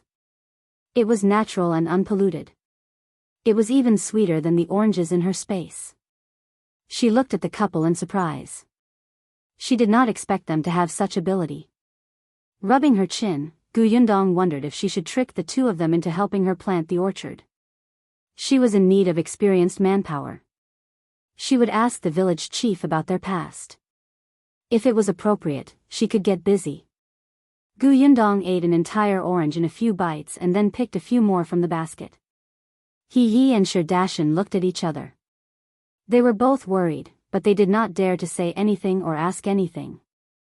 After Gu Yundong picked 4 or 5, he stopped, looked up, and said, I'll take these first. Can you sell the remaining 20 or so and bring them back to Yongfu village for me? I don't have anything to pack and can't take them. I'll pay the money to you when one return to the village later, alright? Shao blurted out, you want to pay? Gu Yundong blinked. Don't one have to pay for things? No, did they think that she was a freeloader? Shao shook his head repeatedly. No. That's not what I meant. Gu Yundong held his forehead. This expression was simply exposing himself. Seeing that it was getting late, she bade them farewell. Then it's settled. I still have something to do, so I'll leave first. She came and left in a hurry. Carrying a few oranges, she went straight to Qingyuan's school. She was panting after running for so long. But before she could reach her destination, she saw Shao Qingyuan and Liu An walking over with the carriage. As for Lu Wei, he followed behind the carriage dejectedly, looking like he had nothing to live for. Was this a failure? And why was he out so quickly? Where was his brother? Didn't he say that he would go to the Liu residence to pick up his brother first? According to Gu Yundong's speculation, it would take at least an hour for Lu Wei and the others to return to the Liu residence to pick up their younger brother and then go to Qingyuan's school to deliver the roe deer meat, right? At the very least, if Lu Wei nagged seriously, it would definitely take more than an hour. But how long had it been? Gu Yundong walked over and distributed the oranges in his hand to Shao Qingyuan and Liu An. He asked softly, is his brother Qin unwilling to accept his brother as a student? No, he isn't, Shao Qingyuan said. Gu Yundong's eyes widened. He actually accepted it? But, she pointed at Lu Wei in surprise. Then why does he look like the sky is falling? Look. At this moment, he was knocking his head against the carriage. Liu An was so frightened that he almost threw the orange away to save him.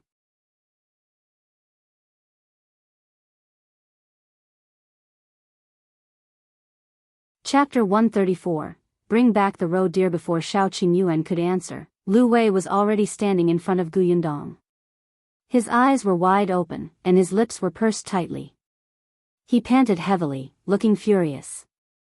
Gu Yundong blinked and blinked again. Wasn't it your wish to accept your brother? But what does that have to do with me? Huh? Gu Yundong replied. Lu Wei was already exasperated.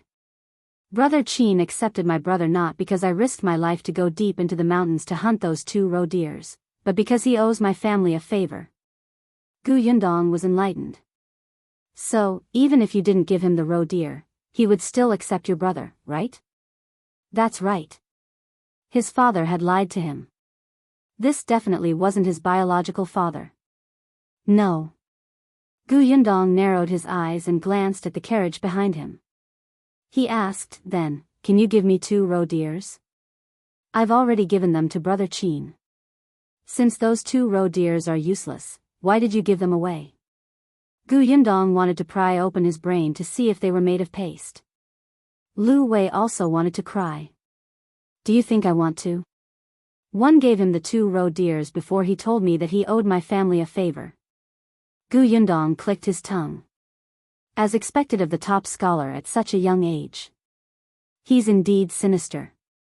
That's right. I've already given it away. One can't go back on my word and ask him to take it back, right? Lu Wei used to think that Qin Wenzheng was noble and magnanimous. When the court was in turmoil, he was a very far-sighted gentleman. As expected, he was still inexperienced. Gu Yundong looked at him. Why can't I take it back? He accepted your brother to return the favor. If he accepts the roe deer, it's equivalent to not returning the favor. Let's go and ask him to take it back now. Lu Wei was stunned. This made a lot of sense. He really followed behind Gu Yundong and returned to school. Shao Qingyuan gave his carriage to Lu An and quickly followed. The school was not far away. Gu Yundong stood at the door and looked up at the signboard above his head. The corners of his mouth could not help but twitch. Indeed, talented people were willful. They didn't even give a name and just called it a school. The concierge knew Lu Wei. When he saw that Lu Wei had returned, he was a little surprised. He hurriedly went forward and asked, Young Master Lu, is there anything else? Lu Wei looked at Gu Yundong and said hesitantly, I still have something to say. I'm here to look for elder brother Qin. Please inform him. The concierge nodded and quickly ran inside. Lu Wei thought about it and turned to Gu Yundong. You want those 2 roe deers back because you want to send your brother to school, right? But do you think they will still accept your brother if you do that?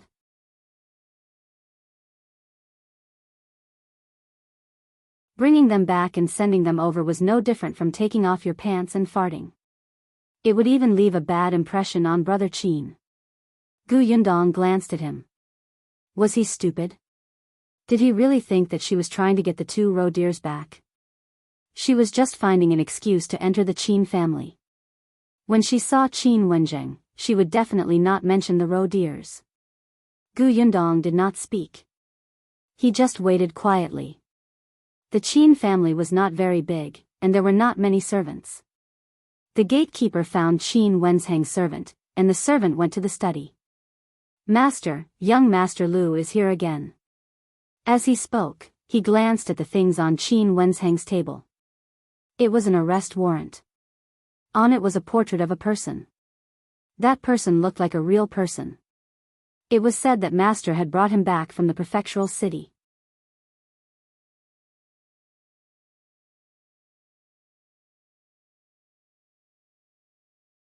Chapter 135. The painting on the wanted list. Qin Wenzheng was only 26 years old this year, and he was indeed elegant. It was said that back then, the late emperor had hesitated for a long time about choosing him as the top scholar. After all, since ancient times, the top 3 candidates had won with their looks. At that time, the 3rd place was already in his 30s, and he was still a little inferior to this man in terms of looks.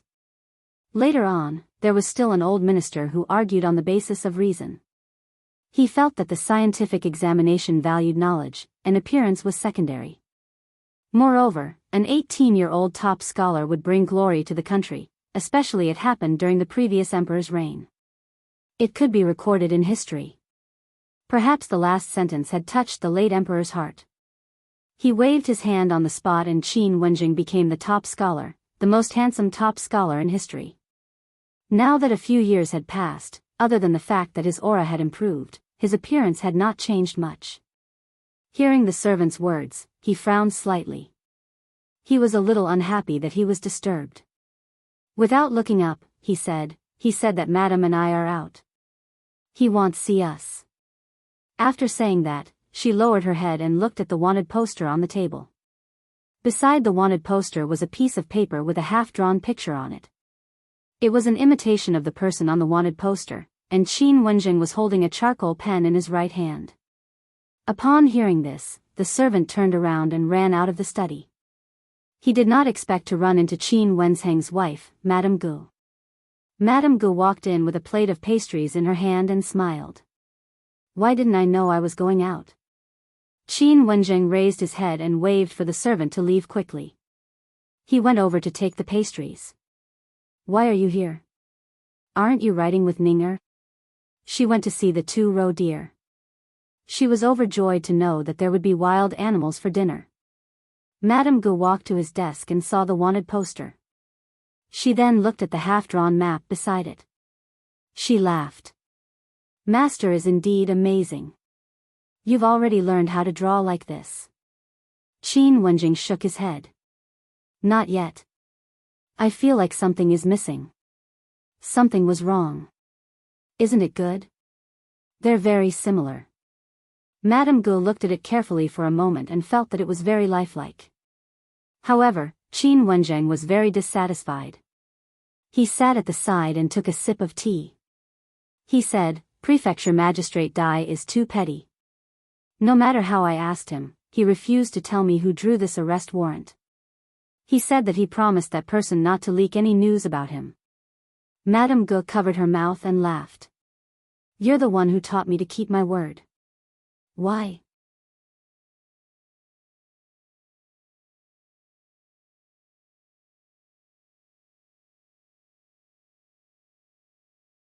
Chapter 136. Someone is looking for you outside. The 3 of them returned to the carriage. Gu Yundong then asked Lu Wei, where's your brother? All? Oh, he was brought back to the residence by the butler. He said that he had to prepare and would come to school tomorrow. Gu Yundong raised his eyebrows. Then I'll pretend to be your servant tomorrow and send your brother to school. How about that? How could he say no? Gu Yundong smiled. Shao Qingyuan nodded. Good idea. Lu Wei suddenly turned to look at him. What did Gu Yundong say that made you feel bad? You're a man. Can't you have some opinions? It's settled then. Thank you. Gu Yundong happily got into the carriage. Lu Wei sneered. Have you asked for my opinion? He walked angrily to Lu An's side. Let's go back. They parted ways and never saw each other again. Shao Qingyuan also got into Gu Yundong's carriage. He was the one who drove them back. When they were almost at the village entrance, it was Gu Yundong. On the way, he talked about this trip into the mountains. Everything was going smoothly, and Shao Qingyuan's plan didn't go wrong. Lu Wei did indeed have some martial arts skills. Although he wasn't very strong, as long as he didn't encounter any big guys, it wouldn't be a problem. He was the one who got one of the roe deers, but he was too excited and overestimated himself. He did not listen to Shao Qingyuan when they encountered the tiger and was targeted by it. Shao Qingyuan had been injured to save him. Fortunately, he had the crossbow that Gu Yundong had given him. The crossbow could be operated with one hand, and it was very fast. It was much more useful than ordinary bows. It was precisely because of this that the tiger's skin could not be completely preserved. Although Gu Yundong felt that it was a pity, human safety was naturally more important.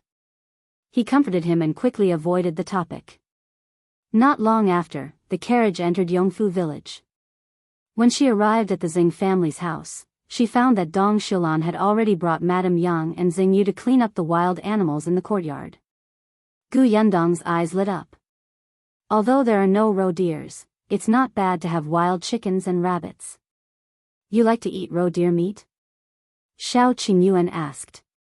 Not really. I just haven't eaten it before. Shao Qingyuan nodded thoughtfully. After driving the carriage to the Xing family, he returned. Gu Yundong went to his homestead to take a look. He did not expect Feng Daneng and the rest to surround him. Yundong, I heard that Shao Qingyuan hit a big worm. Is that true? Shao Qingyuan and Lu Wei had brought the tiger back from the back door of the Shao family and gotten into the carriage. They were at the foot of the mountain, so almost no one saw them. No one knew who spread it, but no one believed it. A big tiger. That was a big tiger. Could it be easily caught? Gu Yundong nodded firmly. It's true. What about the big tiger? He was taken away by young Master Lu. Everyone was very disappointed. They still wanted to see it. They had been excited for the entire afternoon, but who knew that they still didn't have the chance. Gu Yundong went home to help cook dinner after visiting the homestead. Unexpectedly, as soon as she reached the kitchen, she found Miss Gu Yunke sleeping on the table with her head tilted. In front of her was pear candy. Oh no, she had forgotten about this. When the little girl heard the sound, she opened her eyes and looked at her pitifully. Big sister, can't I eat it? She had been waiting for an entire afternoon. Gu Yundong coughed lightly and quickly nodded. Sure. The little girl immediately cheered. I'll go call brother and the others. She was a good child and had to tell her friends if she had food. Gu Yundong laughed and shook her head. She took out the candies. After a while, the young lady came in. Big sister, someone is looking for you outside.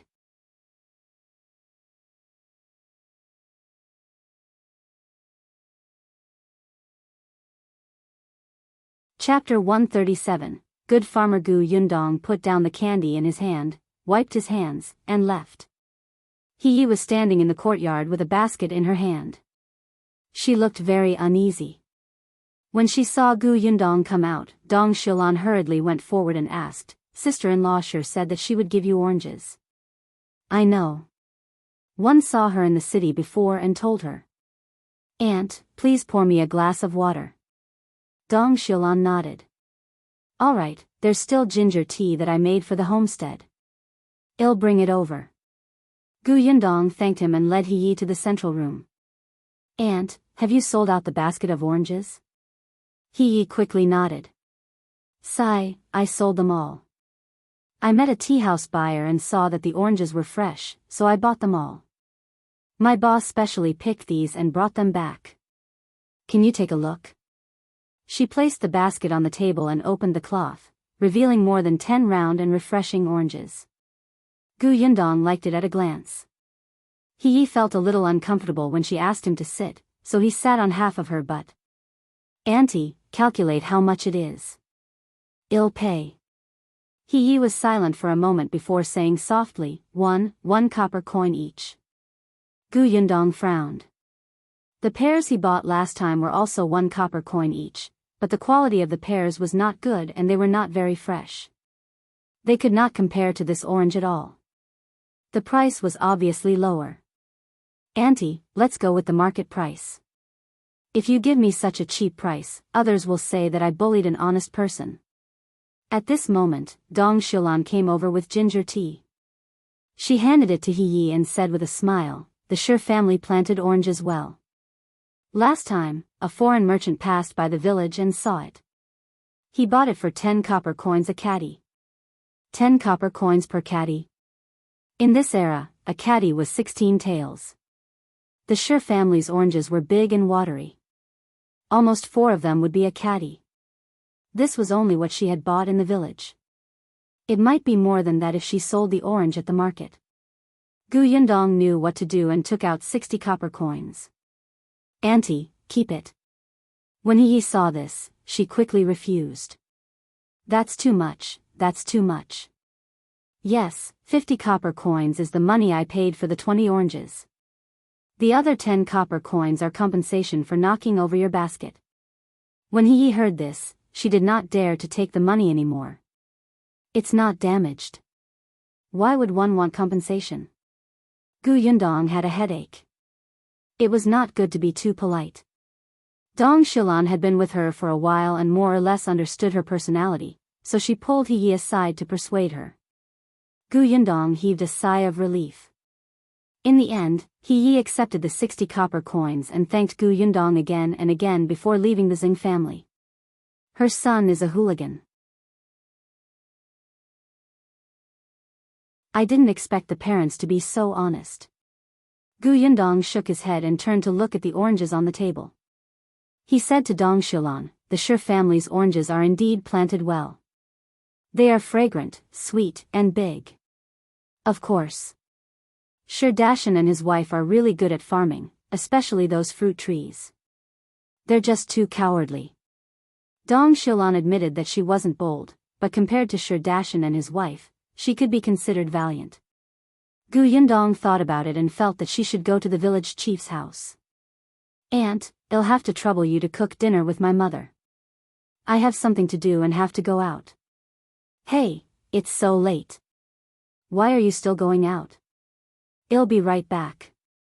With that, Gu Yundong walked out of the Xing family's door. It was only when Gu Yundong reached Qin Liang's house that he realized that it was impolite to come to his house during dinner.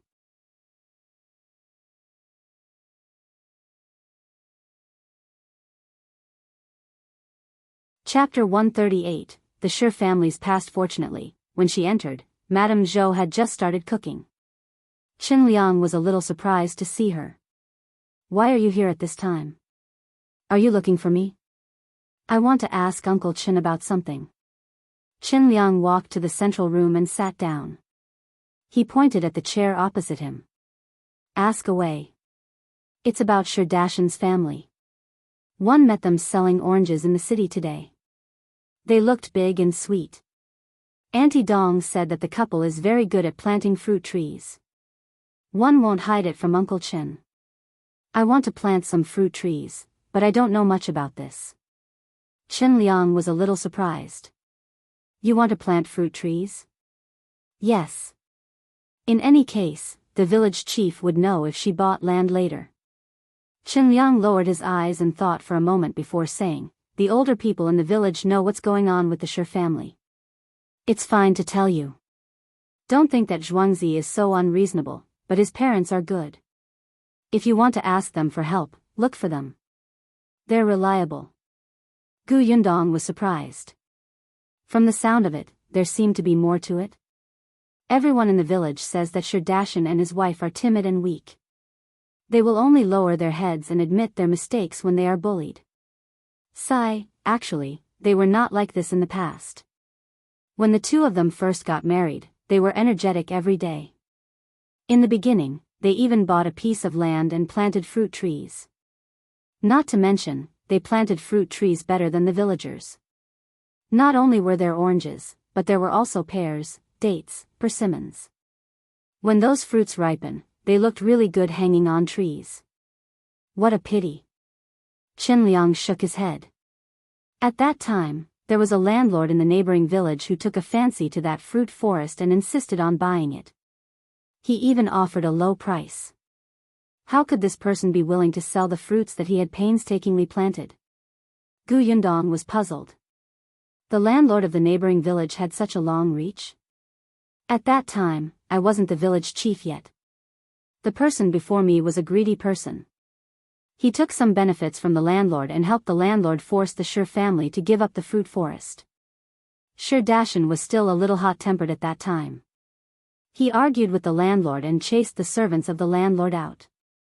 After a while, the commotion became bigger and bigger. In the end, Shi Dashan's parents died. Gu Yundong's eyes widened. You mean? Qin Liang sighed and nodded. The landlord got someone to do it.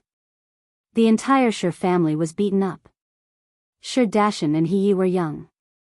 They would be fine after resting for a while. His parents were old. They fell sick every other day because of the previous incident.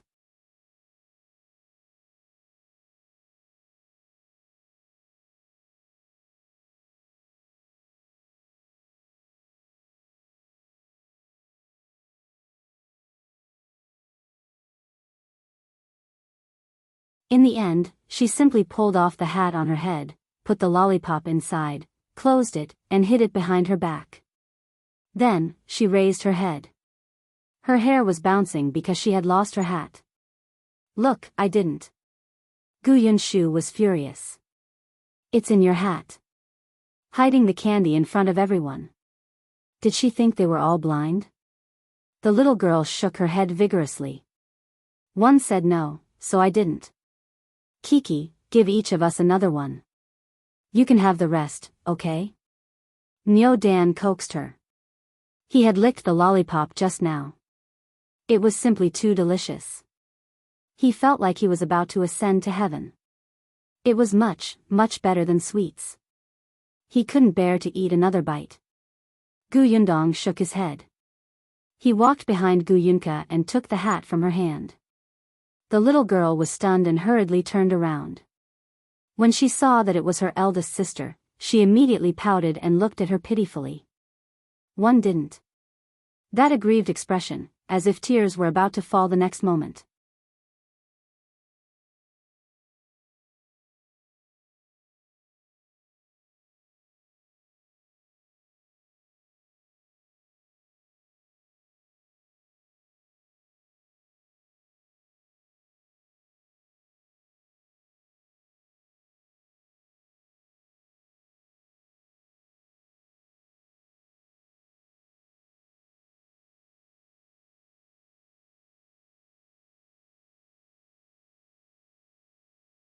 Chapter 142, Can you afford it?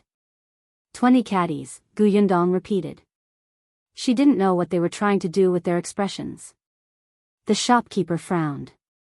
Miss, you're here to cause trouble, right? 20 Catties? Do you know how much it costs? How much? 1 tael of white sugar for 25 copper coins. The shopkeeper sneered. Can you afford it? You asked for 20 catties so easily.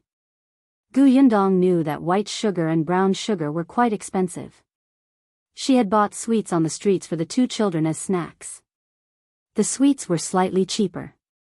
Previously, in the prefectural city of Xuanhe Prefecture, she had forgotten to buy white sugar when she went to the grocery store to buy oil, salt, rice, and noodles. It was only when she returned to Aunt K's house to take out some things that she remembered. At that time, she wanted to buy it. Aunt Ke said that sugar was expensive and she wouldn't need much anyway. They had it at home, so she could use it at home. Gu Yundong did not refuse. However, the white sugar Aunt Ke took out was not pure white sugar. It was just brighter than black sugar. However, she only used it as seasoning when cooking braised pork. She rarely used it for other purposes. Later on, when she came to Yongfu village, she never thought of buying candy, mainly because it was inconvenient. She had forgotten about it a few times when she went to the county city in town. Therefore, when she needed candy, she could only take it from her space when Madame Dong was not paying attention. Fortunately, Madame Dong did not know what she had brought with her when she came from the prefectural city. She was not as sharp as Aunt Ku. She had specially come over to buy it today. She did not expect it to be so difficult to buy 20 catties of white sugar. And it was so expensive. But hearing the shopkeeper's words, Gu Yundong was unhappy. Why do you care if I can afford it? Do you have it in your provision store? If not, I'll buy it elsewhere. The shopkeeper snorted and asked the waiter to go to the warehouse at the back to get it. He walked to the counter and began to calculate. 1 tael for 25 copper coins. 20 catties costs 8 taels of silver. Miss, have you brought enough silver? Yes. Gu Yundong did not want to say anything more, but the other customers in the shop watched her and started discussing quietly. This girl is quite bold. She actually wants to buy 20 catties of white sugar. She's really generous. Don't tell me she's pretending. Look at the clothes she's wearing. One look and you can tell that she's from the countryside. It's good enough that she has 8 copper coins on her. 8 taels of silver. Let's see what you say later. Hence, the few people who had bought the goods stopped walking and looked at Gu Yundong. Shao Qingyuan stood at the door and did not go in. He did not know what was going on inside. He only saw that Gu Yundong had not come out in a long time. She looked inside. Seeing that she was fine, he turned back. The waiter quickly brought out a large bag of sugar and placed it in front of Gu Yundong. He said arrogantly, "Here, it's all here. Do you want me to weigh it for you?" Gu Yundong opened the bag and looked down. Her expression immediately became complicated. This was also considered white sugar. Shopkeeper, one want that kind of very white sugar. It's like white clouds. Isn't this too black? The shopkeeper suddenly walked out from behind the counter, closed the bag, and put it behind him. What nonsense are you talking about? And very white sugar. Let me tell you, this is the best we have. Are you buying it or not? If not, get lost. He was about to spit out saliva. You're here to cause trouble because our shop's business is good, right? I knew it. You look poor and keep saying that you want to buy 20 catties of white sugar. You've never seen the world, so you're spouting nonsense here. If you have the ability, find me white sugar like white clouds. If you find it, I'll buy it back at 10 times the price. With that, he pushed Gu Yundong. Shao Qingyuan rushed forward and grabbed his hand. He looked at him coldly. Gu Yundong was also annoyed. You're the one who hasn't seen the world. I'll make some for you to see. Don't forget what you said when the time comes. As soon as Lu Wei arrived, he heard her last sentence.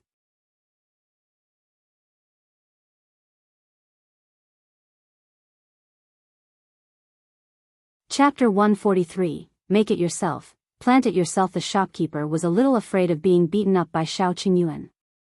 He did not dare to look him in the eye and could only say to Gu Yundong, "All right, go and try making some. You stinky girl who doesn't know the immensity of heaven and earth." When Shao Qingyuan exerted force, the shopkeeper immediately did not dare to speak. Lu Wei knew that this provision store belonged to the Tao family in the county city. Gu Yundong and Shao Qingyuan would be at a disadvantage if this matter blew up. He quickly took 2 steps forward and glared at the shopkeeper. "You snob. Let's go. We won't buy it here." With that, he pulled Gu Yundong and Shao Qingyuan out of the provision store. As soon as they left, the others in the shop suddenly woke up. After a moment of silence, they burst into laughter in the next moment. That little girl really dares to brag. Is there something wrong with her brain? I think she's talking nonsense. If she had that ability, would she still be dressed like that? She definitely can't take out 8 taels of silver and is deliberately looking for a way out. That was young Master Lu just now, right? Young Master Lu is getting more and more unreasonable. What kind of friends does he have? Forget about that girl, the man beside her also looks fierce. The shop assistant beside him rolled his eyes and whispered into the shopkeeper's ear, "Didn't our young master lose to young Master Lu in polo last time and throw a big tantrum at home? Can we use this matter to vent our anger this time?" The shopkeeper's eyes lit up. "Kid, you're the smartest. Take good care of the shop. I'll go out for a while." Gu Yundong and the other 2 gradually walked away, but the conversation still drifted into their ears. Lu Wei frowned. "Gu girl, you'll be struck by lightning if you talk big." "Who's talking big?" Gu Yundong glared at him. Lu Wei sneered. "One heard you say that you can make sugar that's even whiter than that in the grocery store. If you don't believe me, let's make a bet." Gu Yundong stopped in her tracks. "If I succeed, you have to do something for me." "All right." Lu Wei agreed readily. In any case, he didn't believe her. He was just coaxing the little girl to play. Gu Yundong turned to look at Shao Qingyuan, who instantly reacted. "I'll testify. Then let's go home and get ready." Gu Yundong suddenly became energetic. All right, if there was no sugar, she would make it herself. If there were no fruits, she would grow them herself. When Gu Yundong returned to Yongfu village, she asked Dong Xiulan who planted sugarcane. Coincidentally, the Shi family had it. However, it wasn't a lot. When Shao Qingyuan heard this, he bought a large batch from other places. Gu Yundong was surprised, but she was very happy. she went to look for Shao. The couple happened to be working in the field. Gu Yundong took the opportunity to look at her fruit forest. It was really as the village chief had said. It looked pleasing. When the Shi couple saw Gu Yundong suddenly come over, they panicked, especially when they saw that her gaze was fixed on their fruit forest with satisfaction in her eyes. They were so flustered that they almost hit their feet with their hoe. Could it be that after Landlord Li died, another landlord Gu came? Was it fate that they were not suitable for planting fruit trees? They had waited for Landlord Li to die before planting such a small piece. Gu Yundong had already jumped off the ridge. She smiled and tried her best to look at the Shi couple lovingly. However, Shao and his wife looked at her expression as if they had seen a ghost. They resisted the urge to turn around and run.